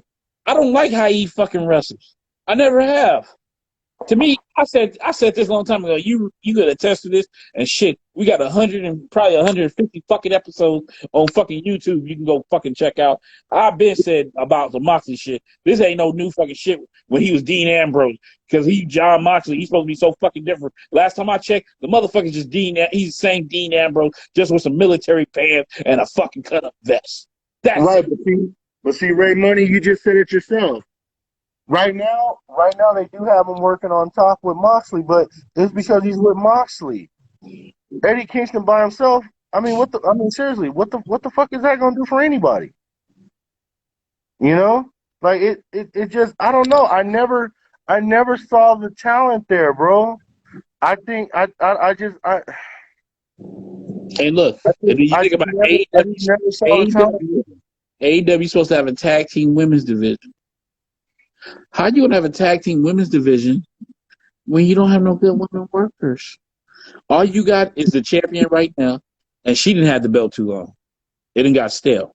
Yeah. You think about it. You got Britt Baker, one of your own, who face was everywhere. The internet was buzzing. I'm like, you put the belt on her. She white hot right now. Yeah. Yeah. I agree with that. They do not know how to make strategic moves when you need to make strategic moves. They can talk what they want about Impact. Impact got them beat hands down on that shit. Think about it. People they got over there right now. Pentagon. Kyle Mack, are you are you drunk tonight? Like, okay, wait a minute, hold on. You honestly think Dean Ambrose's 2016 run was better than Roman's run currently and 2018 Seth Rollins? Hell no. Hell no. It's not even close. It's not even close. That's not even a conversation. Oh my gosh. That's not even a conversation. First of all, what Roman Reigns is doing right now defeats all of that shit. There's a reason they kept the belt on him, bro. Because this shit is too fucking good. Like, I was over here dying laughing when they fucking put that fucking lay on Paul Heyman. Heyman got a lay around his neck. You know what I'm saying? Like, this shit's deep right now. Hey. You know? And for Dean Ambrose, John Moxley, for all his shit, it is not better than what you see in Roman Reigns doing right now. It's not. You know? I'm going to say it how it's supposed to be said. John Moxley can't wipe Roman Reigns' ass. Dude, not only that, but you're talking about 2018 Seth Rollins when he was everywhere? No way, and think about this shit. And this is tough for me to say. Seth Rollins is much better as a heel. And I mean, I criticize Seth Rollins. But what the work Roman's doing is even better than his right now. Yeah. It is, bro. Dude, Roman Reigns just ended the show tonight talking about what you gonna do. I'm still the fucking man. Like, what you gonna do? Then he got on the pre-show and went off on them niggas. I told you Friday night what I was gonna do. Like, I'm sorry. You can relate to what he's saying versus Dean Ambrose just being a loose cannon, fucking, you know. And if I recall, was that 2016 that Brock Lesnar beat the shit out of him at WrestleMania, or was it 2017? It was around there. Or is it the following time? Let's see. Ray Money 88 said Omega has a fetish for all things Japanese women. Somehow I doubt that. I just hope he has a fetish for some women, period. I don't think that's true. And what Charles talking about, he talking about the post show. They got a post show now. He said that on the post show. It's Peacock's post show. Like tonight they had O'Shea Jr. on there, and like it's funny, they were giving Roman Reigns props, and Roman Reigns and Paul Heyman went heel on them. Heyman took his headset off. He's like, man, they're gonna ask you dumbass questions like this. I'm out of here. You can answer them if you want to. That's what Roman Reigns said. What do you mean? Was there any doubt? I told you Friday what I was gonna do. You know what I'm saying? Everything I told you I was gonna do, I did it. I told you I was gonna stack them up, and that's what I did. Yeah. So, like, to me, what he's doing right now, man, it's outstanding, bro. Roman Reigns, you don't hear this too much. Roman Reigns is operating at another fucking level. There's a reason why that belt didn't move from him. It's just that simple. You know, like, yeah, it's just you know, to me, you couldn't ask him to have a better title defense than he had tonight. Everybody looked good in He's the been fucking having, match. man, look, you look at his matches. People need to be fucking realistic. You know, as you know, me and you, anybody know me, when we finna have a real conversation, I said, let's have a real fucking conversation. Travelino, I don't know. I kind of like night 2 better. I don't know. Night 1 was pretty good. You can sit there and debate. It's all Mania, but yeah. It's because for me, night 2 had a lot of matches that I didn't think were going to be good, and they all ended up being really good. They were surprises. You know what I mean? The question will be, who does move and who gets it? Will it be a year or two from now? No, I think Roman gonna lose it this year, definitely. Oh yeah. He's on fucking fire right now. I'm thinking he's gonna ride this all the way to probably And SummerSlam. think about this. Let's just be honest with ourselves. Everybody fans up in here, you know, I know AEW be trying to throw that Kool-Aid, AEW, Dave Meltzer, a.k.a. on the AEW roster and payroll. Sit there try to shove that shit down your face. You look at Roman's every fucking title match, every match he has, they've been good. Even it went too long, but every match of theirs was good. Everybody he go against, him and his goddamn cousin, it was ridiculous. And let's be honest, bro, it's also not just the actual matches. All of his build-ups have been great. All of his storyline build-ups under this heel persona has been great. You know what I mean? Like, I mean, what can you say? Yeah, and you right, Travelino. Even Bad Bunny brought it. And I'm also saying Bad Bunny a better wrestler than Eddie Kingston. Tell me something. Hey, and this is the bottom line of this whole fucking shit with AEW. Tell me why Bad Bunny didn't botch shit for somebody that's a music star, but trained professional wrestlers in AEW do. Please answer me that question. Anybody in this chat, anybody in this fucking chat, answer me that fucking question. It looks like because he probably cared more about his performance than some of the other guys. Remember, these people in AEW is trained wrestlers. Bad Bunny is doing this as a fan and the love as a fan. Let me tell you something, Jack. I think it's crazy because I remember watching that match. If I can see better matches from Stephen Amell, a.k.a. The Arrow, and who going to be on that show, Heels About Wrestling, on Stars coming up this year, if I can see better matches from Pat motherfucking McAfee, Bad Bunny, these are people who don't do this every day. This is not their life. And they go out there and they bust their ass.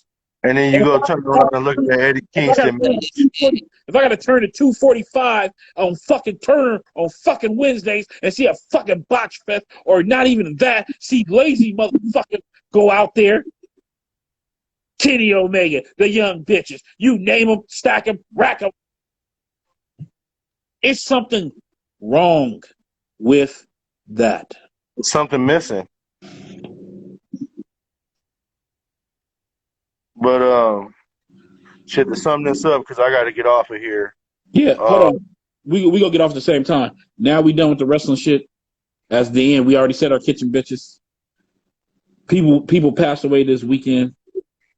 And I'm gonna get to it. We'll go in succession first. Like today, the fucking Jeff Hardy and Matt Hardy's daddy passed away.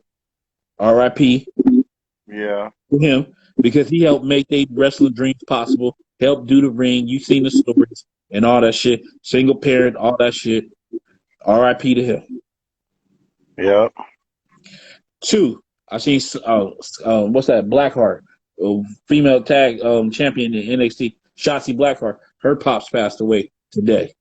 R.I.P. to him. Wow. Then to finish it up, our last show we was talking about him and he was on death's door. Honestly, I think he was already dead, but you know people didn't want to hear that yet. DM motherfucking X. It's sad.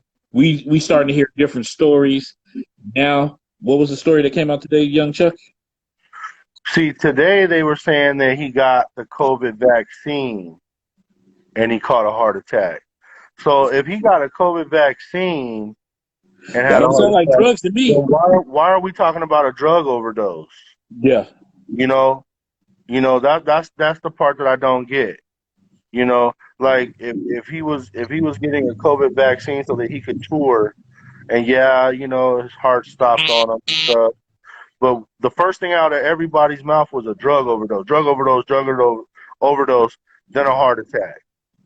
But if you really don't know, then why would you say that? You know what I mean?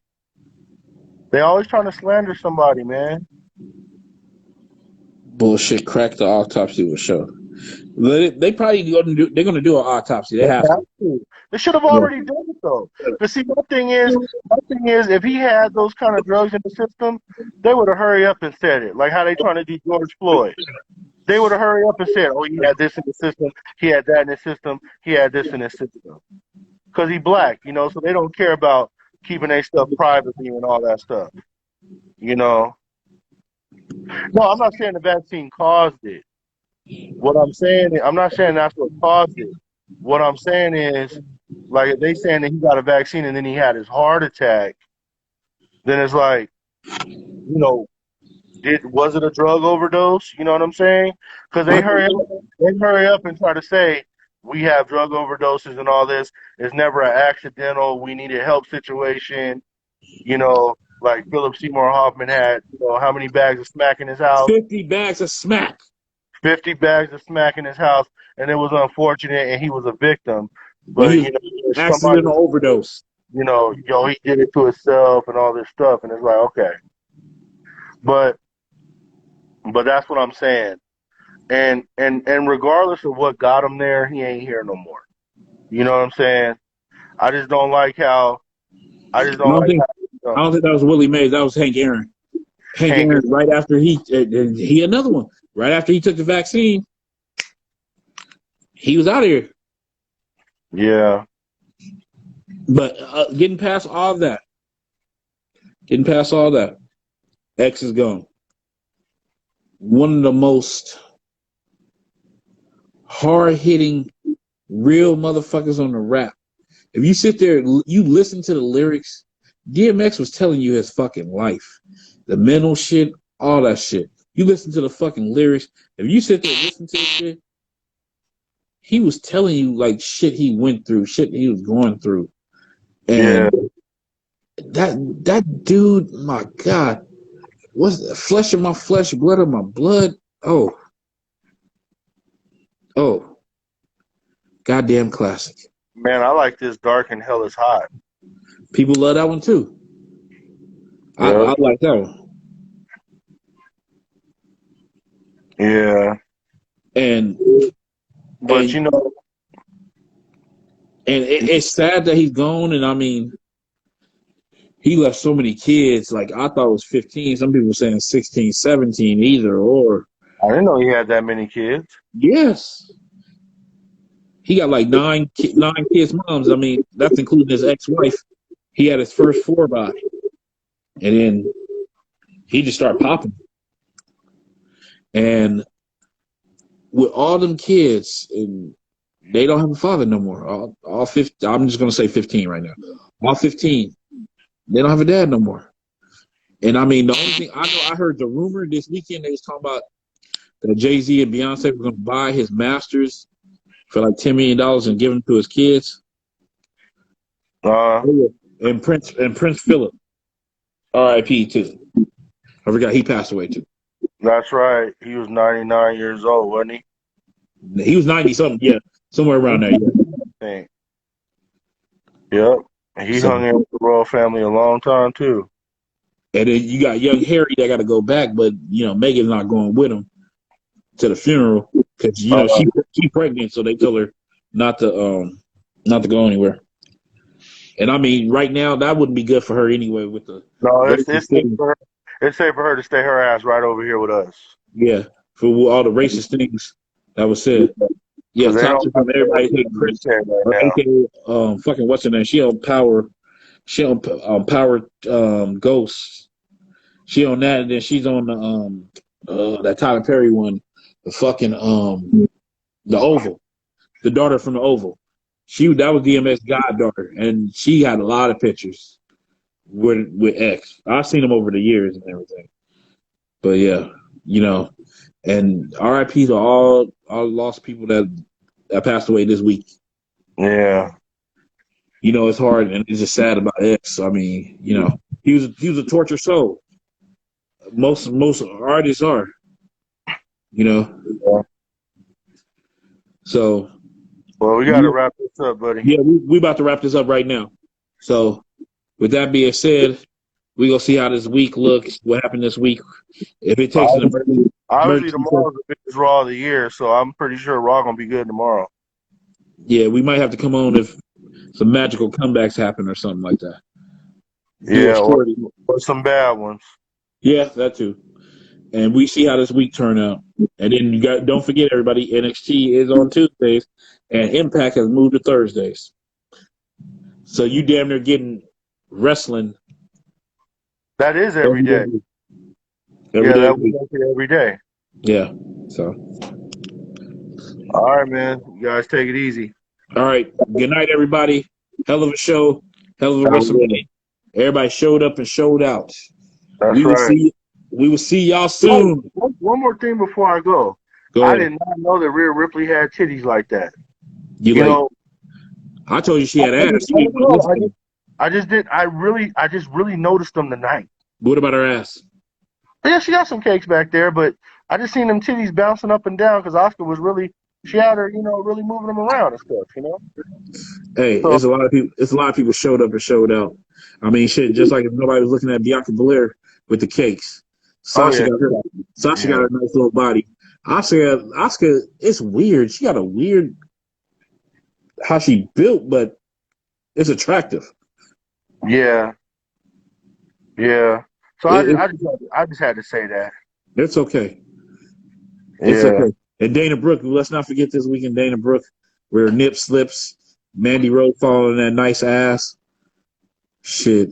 Liv Morgan got a nice ass. I'm running out of stuff. Yeah, I think it's time to go now.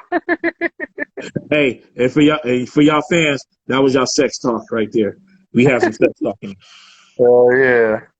All right, man. See y'all later. Oh, wait, one more thing. Kayla Braxton can get it too. Yeah, her woman's probably getting it, or her dude. Like she a sexy woman too, and she got that nice ways with Charlie departing and Renee before Charlie. Now Kayla Braxton's the main one. She's the senior female correspondent. Yeah. For a little cute stuff. All right. Hold on. Last question. Danny Phantom, would you pipe Ruby Riott? Yes, I would. She probably catch a nigga on the right day. We saw those leaked pictures of her. She got it under there. She good. Yep. Ruby can get it, no doubt about it, Chief. All right, everybody. She'll be the Ruby and I'll be the Riott. Can't wait to see you guys back together soon in Wrestling HQ. Hell yeah. Yeah. I gotta say one thing. The hell was you thinking tonight with some of that shit you said? Yeah. Damn, I'm done.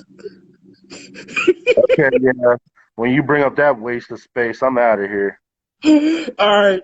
Hey, you guys have a good night, man. We'll probably see you this week. Let everybody check out Raw. And one more thing. Did you guys notice that Tamina was, they was up pretty high with her today too? But Tamina always had the work. She was a lot bouncier today. Like them titties was bouncing today. She had to work. That's like saying Natalya got titties. Hey, when they put her in that double move, that bra was damn near out. It was moving. They was moving around. Natalya, she got what you call them buff titties. Yeah. Yeah. And then shout outs to fucking Jade Cargill, even though she had nothing to do with it. Just want to say that. She just muscle bound sexy. Yeah. All right. Yeah, I think I got it all out of my system now. Sammy P. Tech Power. Hey, well, I mean, shit. I just, like I said, I just noticed that, like, some of the women, you know, like Oh, your they, daddy's sister? Her sister can get it. Oh, yeah, shit. The British Bulldog's daughter, I felt guilty, you know, checking her out, but then Travelino told me it was all right. You know what I mean? Shit, I was okay after that. God damn. Oh, my God. Woo. Yeah, she obviously has some enhancements. You could tell. You know what I'm But saying? But did that mean the sister got it too? Because I like, the sister is pretty busty too. Her sister, yeah, the one Big E was trying to plug. yeah. Good old Big E. I think Big E probably didn't hit. I think Big E's that sneaky motherfucker. I be getting that shit. Nobody He's knows. that he's that guy like, hey, could you just come over? I just need to talk to somebody. Yeah. Motherfucker be in all these bras hotel rooms. I mean, he ain't gonna pull the Batista like, hey, let's go over some wrestling moves. But you know, let's I go over don't some wrestling. understand. I don't understand. That was John Morrison, right? That was taking Correct. Melina's tour. Correct. Yeah, I'm glad he got over that. You know. I bet you ain't Matter doing of that to fact, Ty. Bet you ain't matter doing of that fact, to Taya Valkyrie. I was just Bet you going to ain't say, doing that. don't she debut this Tuesday? Her That's name is correct. Monet now, right? Yeah. I don't know what it is about her. It's something about Taya Valkyrie where I'm like, she could get it. Like I don't know why. I can't explain it. That I don't. face is rough. Yeah, I don't know. But it's just some kind of impulse in me. Like she could get it. It's probably the titties. I mean, that has a lot to do with it too. Yes. But shit. Morrison and Miz carry Bunny. Yeah, we know they did that. Hey, they did a great job. You know, like they really put that guy over in a real way, man. Like it was some real good work being done. And I remember we were watching it together yesterday, and I was wondering why Damian Priest wasn't in there. I'm like, so wait, he worked all this time to get there just to stand on the apron, and then come to find out he had them back problems. Yeah, You and know? that's bad. But yeah, I mean, shit. Let's be honest. You go look on that NXT women's roster. It's a lot of them. You take them long and deep. Yeah, yeah. Just about every one of them girls from Australia can get it. Like, just give me the whole fucking continent, man. I mean, shit. You look at Raquel Gonzalez, right? And that's why I think I was telling Amar in the Voxer, and he was talking shit about she can't wrestle and all this shit. I said, you look at her. I said, when Raquel Gonzalez first came, she was thick as shit. And she Yeah, trimmed that shit all the way down to where she's at now, which helped her movements. Jesus Christ, Sammy P. all her movements and everything. yeah. 7P done went graphic on us. You start talking about somebody ovulating, bro. I'm done. But hey, but I get the message. I get the point. Yeah, I got it. I mean, It could be rough for a little while with her. you think about it now. Like people was oohing and on over Alexa Bliss. Like nobody don't even talk about her no more like that because it's It's some. because that bitch had fucking 10W30 dripping down her face tonight. What the fuck was that about? Like, I did just change the oil in my rig, and it looked like that shit that was on her face. Oh Like, shit! what the fuck is that about? You know, then they gotta get that fucking Dawn soap to fucking get that shit off, like they do the ducks and shit when they get fucking poured in that shit. Like that, you know, that's one of the biggest mysteries that I wonder going into tomorrow was like, okay, so you're gonna continue this storyline with the Fiend Alexa Bliss. Randy Orton just arcades the motherfucker and then just get the fuck out of there. And whatever y'all dealing with, y'all can have it. Take this RKO, nigga, that's going on. Like that's pretty much what I got out of it. You know what Hey, I'm saying? speaking of Randy Orton got a nice looking wife too. Shit, shit. To me, Randy Orton might be one of them sneaky ones too. You know, Raquel, you guys are looking pretty good down there. Why don't Hey, you come over and I'll show you some moves? think about it. Nobody would have known he was hitting JoJo if he just sneak his ass up on fucking Total Divas. Yeah, that's true. He'd have had a piece of that pie. Yeah, But yeah, I don't know. I don't know what the fuck. You do all this fucking build up for the Fiend. You give him this great fucking entrance. Nigga catches a RKO and goes right to bed, and then fucking wakes up just in time to look at Alexa Bliss. Like, Then Alexa Bliss come back in. You're like, okay, nigga, it's time to go. yeah. So I really want to know, like, how are they going to get themselves out of that? But we'll find out tomorrow. You know. Yeah. Great. Or did everything in Big Match John. Yeah, Big Match John had a sneaky hit list too. Yeah. He used to get a piece of Victoria's ass. Mickey James. I'm trying to remember who else. Shit, he probably was on that list that fucking Kelly hit. She got her own little hit list of motherfuckers. Yeah, I remember Kelly back in the day. She was something, wasn't she? Yeah, she was. She just got married this past weekend. Yeah. Danny Phantom, I don't think so, bro. I don't think that mask even goes home. Hey, but we do know fucking JoJo lets him in. The sad part is that dude Lil Nas X was fucking dick riding the guy with that mask on. Oh God, Rick, come on, Nick, come on. I'm just saying it. He asked about the mask, and that was a sick thing. I didn't even say the graphic shit about Kenny Omega with dudes. God damn, man. Yeah, but Kenny Omega with dudes, that's a figment of our imagination until we see it. We actually saw this shit. That him and Ibushi call themselves golden lovers. Enough said. Yeah, that was pretty sick. Hey, I'm sorry. That shit's even sicker than Project Pat. You know, at least Pat tried to be tasteful with his shit somewhat. He wasn't trying to be tasteful when you hear all that screaming coming from that hotel room. You remember Kamala was talking about that shit, hearing the Brooklyn Brawler having that nigga screaming in there. Oh my God. Just trying to keep his job. Oh my God. And goddamn Brooklyn Brawler, we ain't heard shit from old Lombardi. Man. All right, man. Shit. I think that fucked up everything. I gotta go to okay.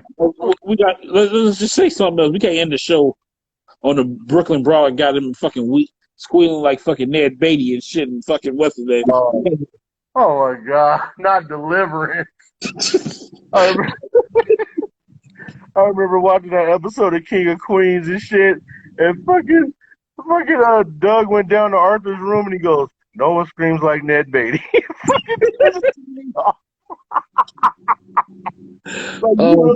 You really had to watch that movie to know what the fuck he was talking about. Oh, man. Christ. Okay. Well, okay, you want to end on a positive note. This blonde on fucking MLB Network can get it. She can get the high hard one. What's her name? I don't know, but she's on freaking MLB Network right now. I was gonna say if that's Kelly Nash, goddamn. Yeah, it says either Kelly Nash or Heidi Watney. It's them two. It's either one of them. Kelly Nash, she's a skinny one with the rack. Don't worry, somebody from Chicago already taking care of that. That's going to be Dallas Keuchel's wife. Oh, really? Yep. Well, from here, it looked like, he's a lucky man. I think that's pretty dope, too. Like, this Minnesota and Mariners game, like, the Mariners actually have justice for George Floyd in their ballpark. That's pretty dope, dude. Like, it's right there in right field. Because the ball just went out that way, and you see that where it says justice for George Floyd at the ballpark. I swear, if they fuck this up, and that fucking top walks, dude, I've been in and out watching it. They didn't have so many experts. Hey, this is the first time you look at this George Floyd shit. This is the first time I didn't see so many cops going against another cop. You don't see that shit. They don't even testify. It's because it was so blatant, bro. How could you say it wasn't? Young Charles. Let's call it like what the fuck it is. Fucking Chauvin or Chauvin. He's going to be a sacrificial lamb. Chauvin, there it goes, Chauvin. Strowman finna be their sacrificial lamb. They serving him up. They have to. And that's what's happening with that. There's gonna be some more this week. What's going on? This Seattle pit, like, I didn't know Minnesota and Seattle was hitting each other today. They was tearing each other up today. Hey, since people come back, there's been more fights lately in the MLB. Man. But anyway,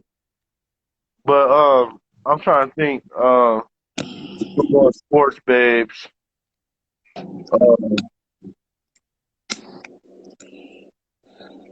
Yeah, whoever this girl is on this MLB network.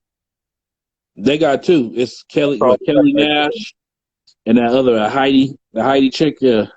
And now you got to watch First Take to check out Charlie. Yeah, eventually she gonna make it on there. Yeah. It's gonna be a lot on Undisputed too, so it's gonna be a fucking week full of shit. Yeah, definitely. All right. I want the roast beef on Hope Solo. Who is Hope Solo? Wasn't she that I don't know. Ramona Shelton. Let me tell you something. Ramona Shelburne, you gonna have to prep yourself with some drinks for that one. You ain't gotta prep yourself when she dropped 10 grand on the bed. You be prepped. Man. Okay. Good old 10 grand. 10 grand never turns you wrong. Man. Yeah, it's gonna take 10 grand, maybe 20. Shit. Yeah. She laid out on the bed. I don't know. She just rough looking to me. She laid out on the bed. You go grab you one of them blue chews or them Cialis. Go to town. Go to town. Yeah.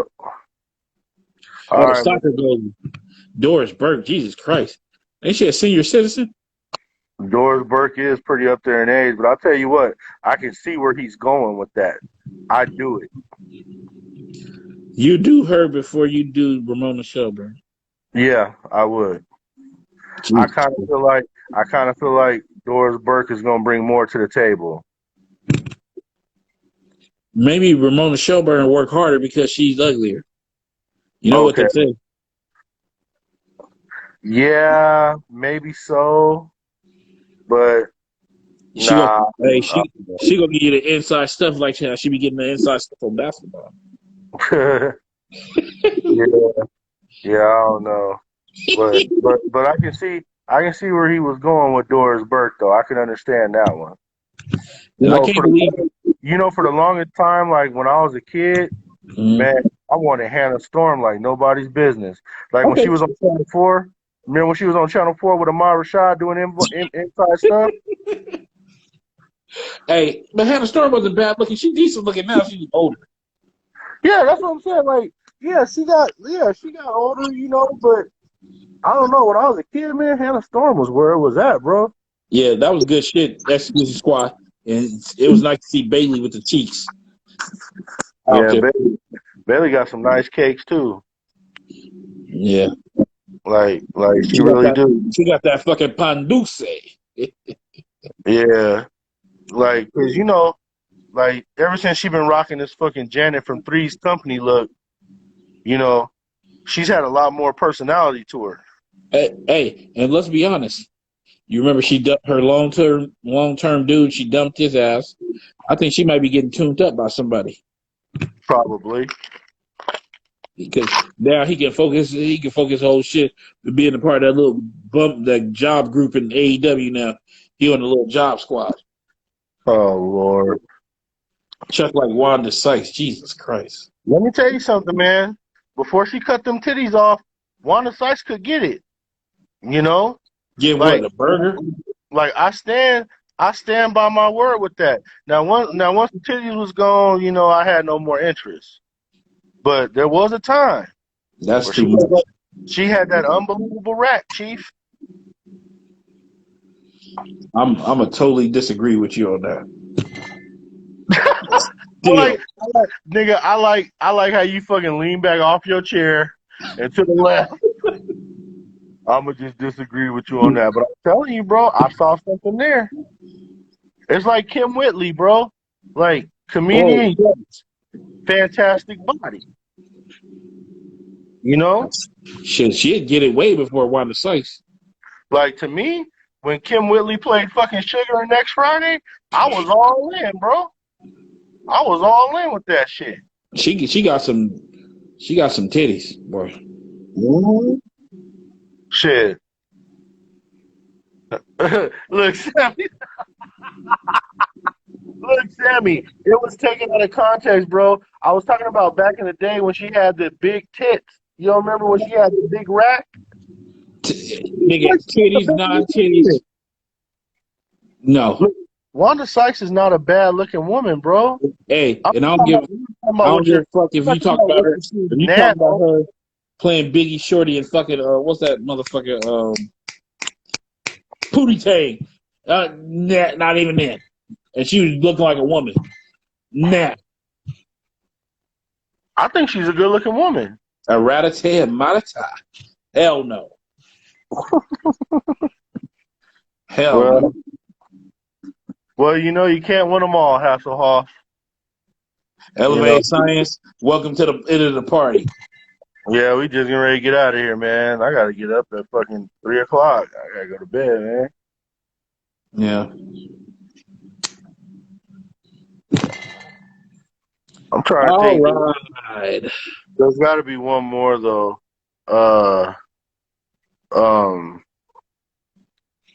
I like Mina Kimes, too, although it should be against the law for someone my size to deal with a woman her size.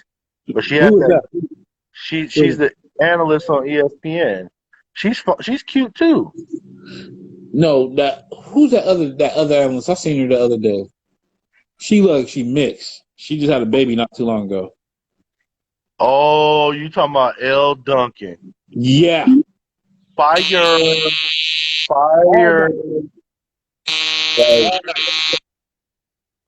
Like, yeah. See, Raymond Richardson understand what I was talking about, man. I'm done. I'm talking about now. I'm done.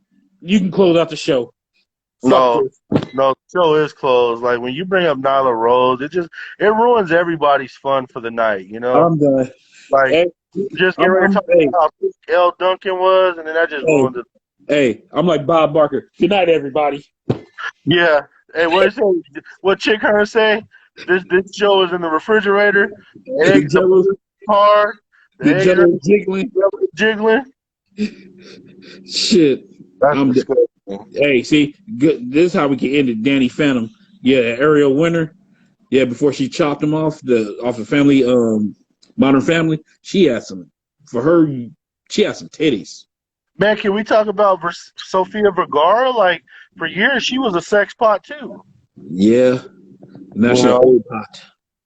She's older now, yes, she is. But, I mean, I think I'd still go for it, bro. Hey, there's no telling with your ass. You talking about some fucking Wanda Sykes, nigga. I know we supposed to be the Wrestleheads, but this is one of the times that we were.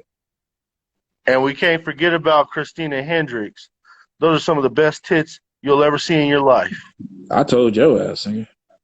Hey, Mad Men, shit. She the only reason I watch Good Girls. Man. Redhead with fire tits. Man, fire tits. And she's hot. You a goddamn lie. That's cold, man. Nell Carter dead, man. She been dead a long time. Give me a break. Yeah. Cause I sure need one. Yeah, she long gone. Yeah. Yeah, Nell Carter. See, I didn't do that. That was lies.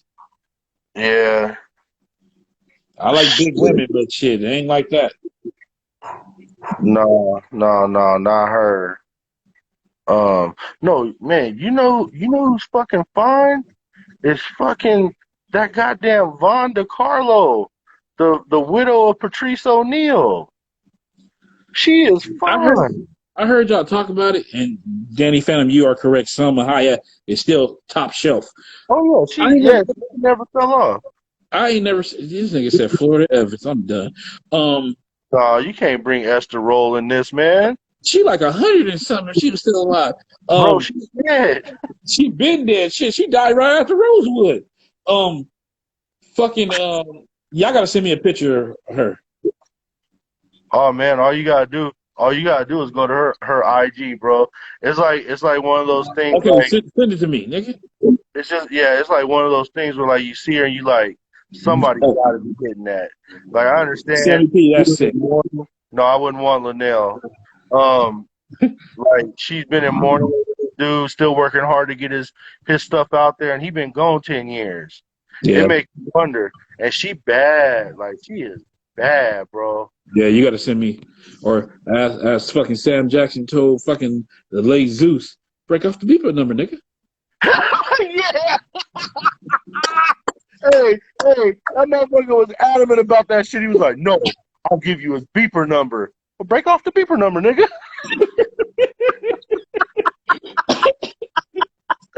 Oh man,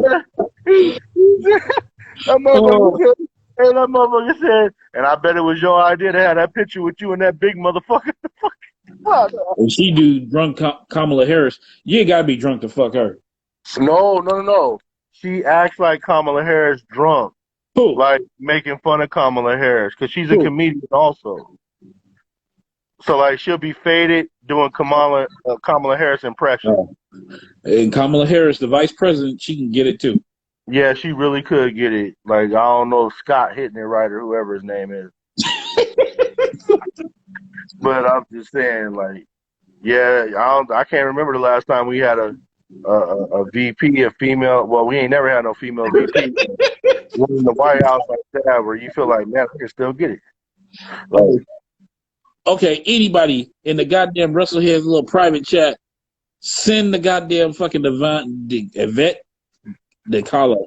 her name is Vaughn DeCarlo. Okay, motherfucker, whatever. Send it. She's bad, bro. Like I got no way around it. After this goddamn show wraps up, I want to see your shit in the goddamn chat DM. She stays in New York, and like she's not like she's not all out there like that. Somebody tuning her up. Yeah, somebody's definitely tuning her up. She ain't out there like that, but like when she do show some stuff, you like, wow. Like, okay, yeah. you got me interested. Oh yeah. And then the next question is, Patrice O'Neal pulled that, bro. And that dude hated himself, hated his life. Great comedian, but He had a heart attack or some shit, right? he had a stroke. He had issues with diabetes, I believe. And he was a great stand-up comedian, but he was very controversial. Whenever you get an opportunity, you got to check out that Comedy Central special that they just did, because he was best friends with Bill Burr and them. I like Bill Burr. Right. That motherfucker's funny. And, you got to watch that. And she did this. She helped get all this shit going, because like Travelino was saying, she still missed that nigga. It's been 10 years, and she still missed that nigga. Like, see, Sammy P, I was wondering who she was. That girl was thick. She was in all that fucking leather at WrestleMania last night. hey, that punk rock girl that sang that song for Rhea Ripley tonight looked good. Yeah. That's what I was telling you. I was like, them damn punk rock girls can get it too. I'll give her some brutality. Man. Goddamn right about that. Woo! Patrice gave credit to Cody Holcomb on stage being a savage on stage. I mean, I remember Patrice O'Neal and shit. It's just like Bill Burr. He got his fucking his podcast, and he always be talking about Patrice O'Neal. Like he holds him in fucking. He was a great comedian, bro. He hated himself like most comedians. But like I said, the one thing that nigga did right, he had that damn Vaughn DeCarlo, boy. The NXT chick on the tank is nice. Oh, you talking about Shotzi Blackheart? She all right. You know, she got a nice rap. I've seen some of them videos with her. You know.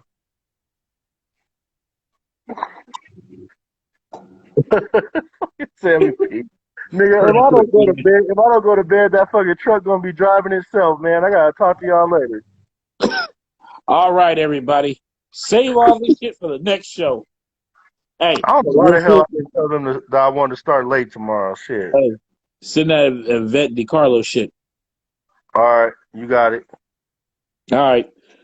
All right, Everybody, come on, Jose. appreciate God everybody damn it. coming to the He show. was always trying to leave.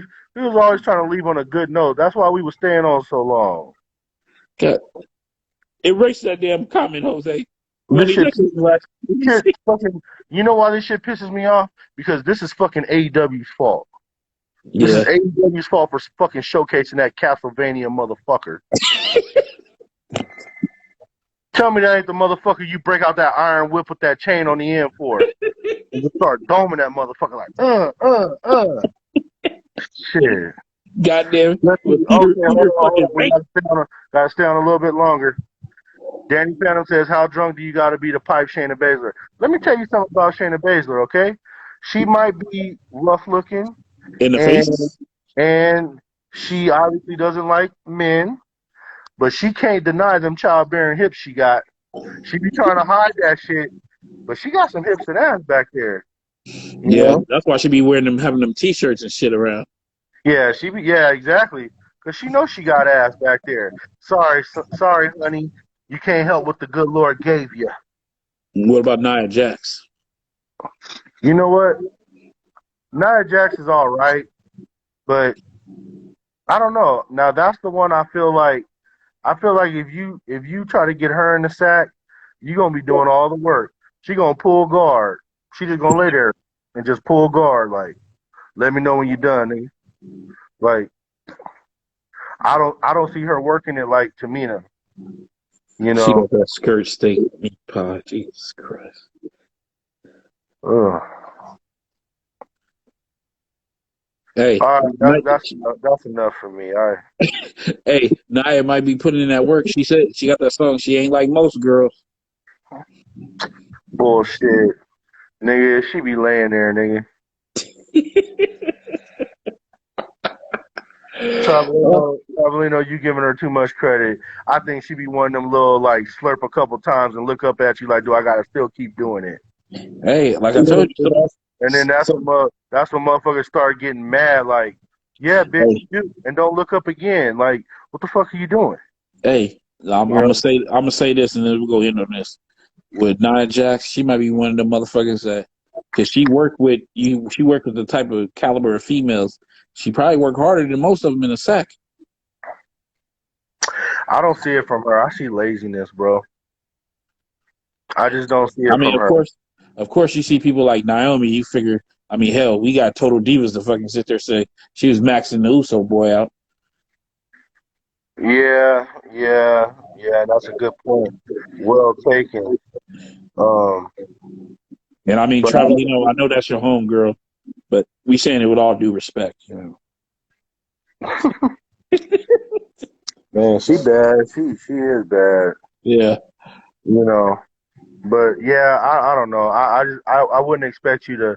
I wouldn't want you to have such high hopes for Nia Jax, and then like you get in there and you be like, well, it was kind of routine, you know, like. No, I ain't got nothing I to truly talk. think I truly think she'll put in some work because she'll sit there. She knows she got to work harder because people go think she's lazy coming in there. I don't know, bro. I don't see And it. Reno, I don't blame you. I'd be looking too if I was around. Honestly, I feel like I would have more fun with Tamina than I would with Nia Jax. And Tamina's got a good 10 years on her. I feel like I would still have more fun with Tamina than I would with Nia Jax. That's because shit, fucking stupid.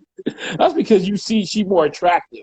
You gonna go for the more attractive, the slender body, the bigger tits, the prettier face. You gonna go for the Sammy P. Like I need that Billie Kay goofy ass too. I want that kangaroo box. I'm done. Yeah, she can get it. She can most definitely get it. Her You know, and her best friend, fucking the chairman Sean Spears' wife. or Peyton Royce. Yeah.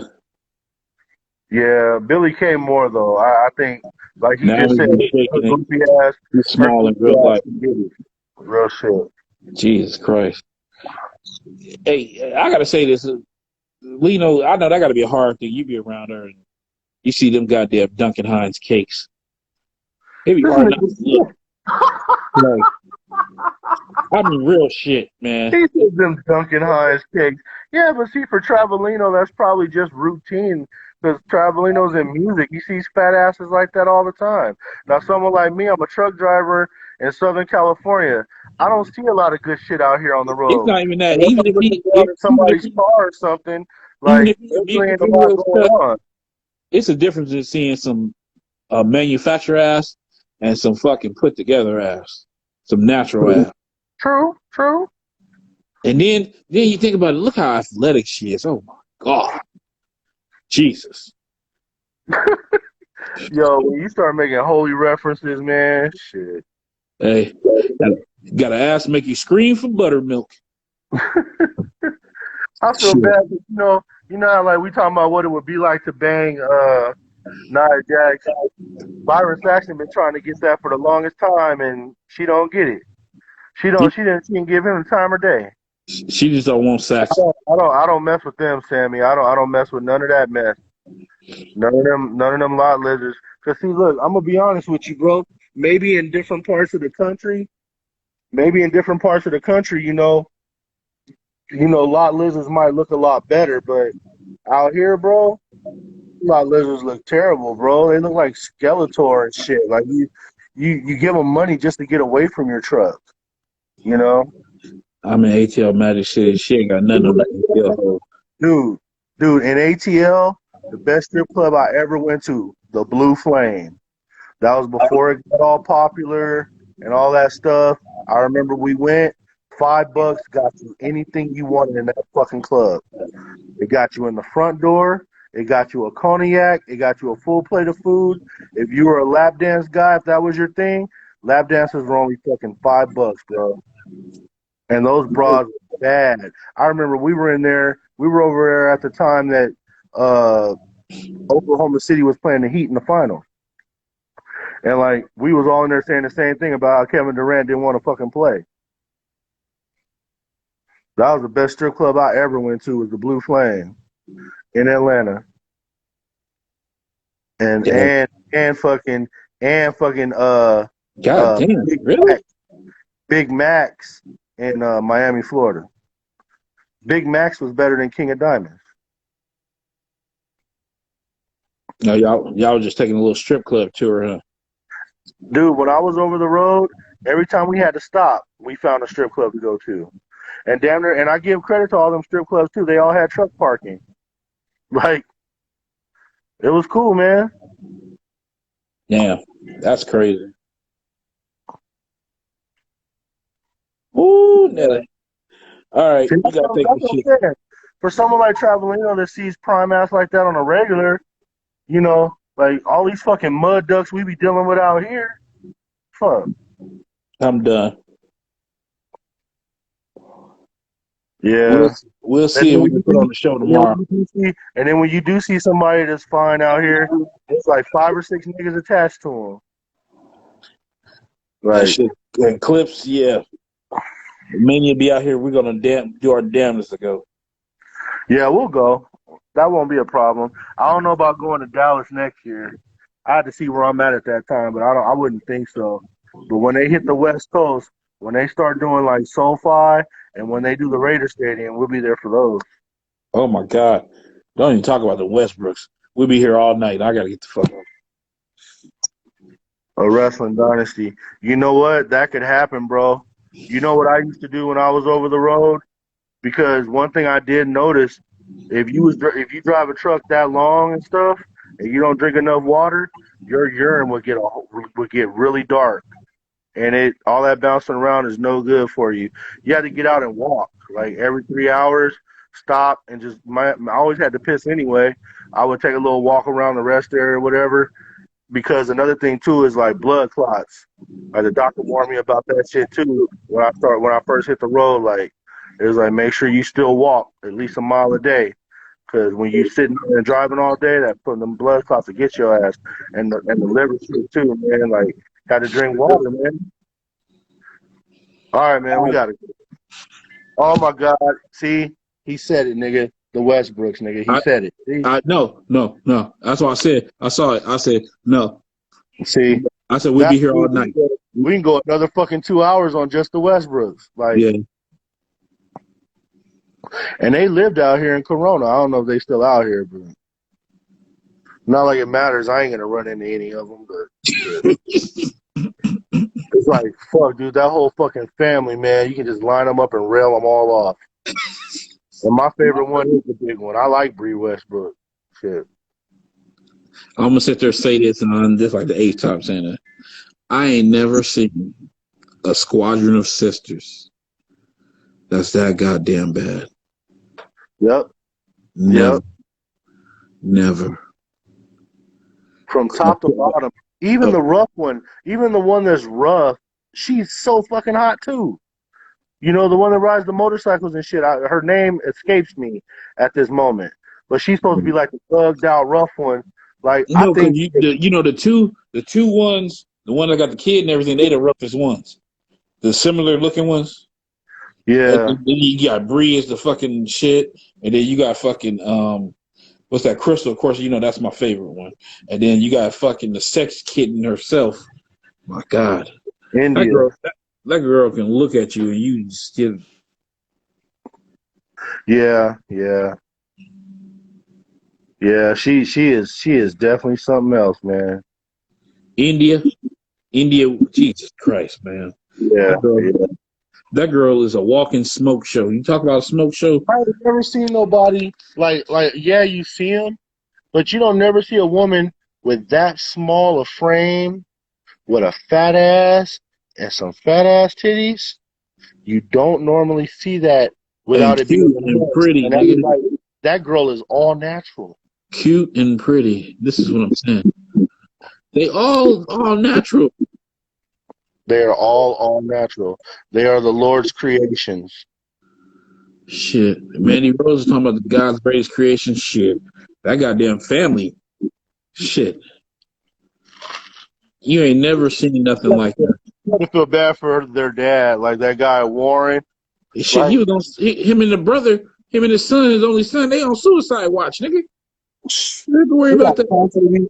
They gotta constantly be fighting motherfuckers all the time. Like, shit, you imagine how many niggas are trying to break in their goddamn house? Shit. Think about that. Like fucking Scarface and shit. Motherfuckers just running up in there. Everywhere, coming from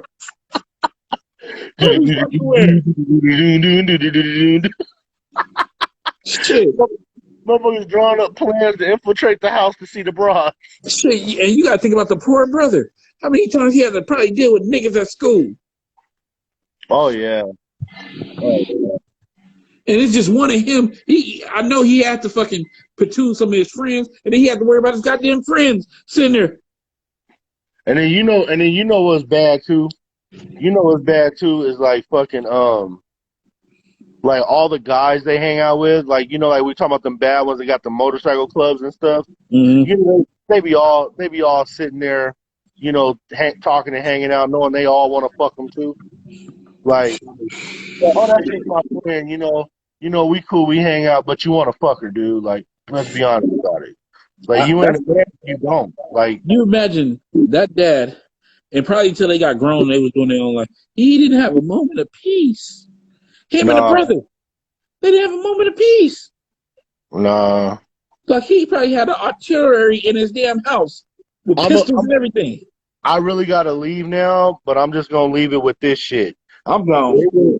They were not known for nothing. Nothing. The Kardashians were known for their dad, Robert Kardashian, being a part of the Dream Team, right?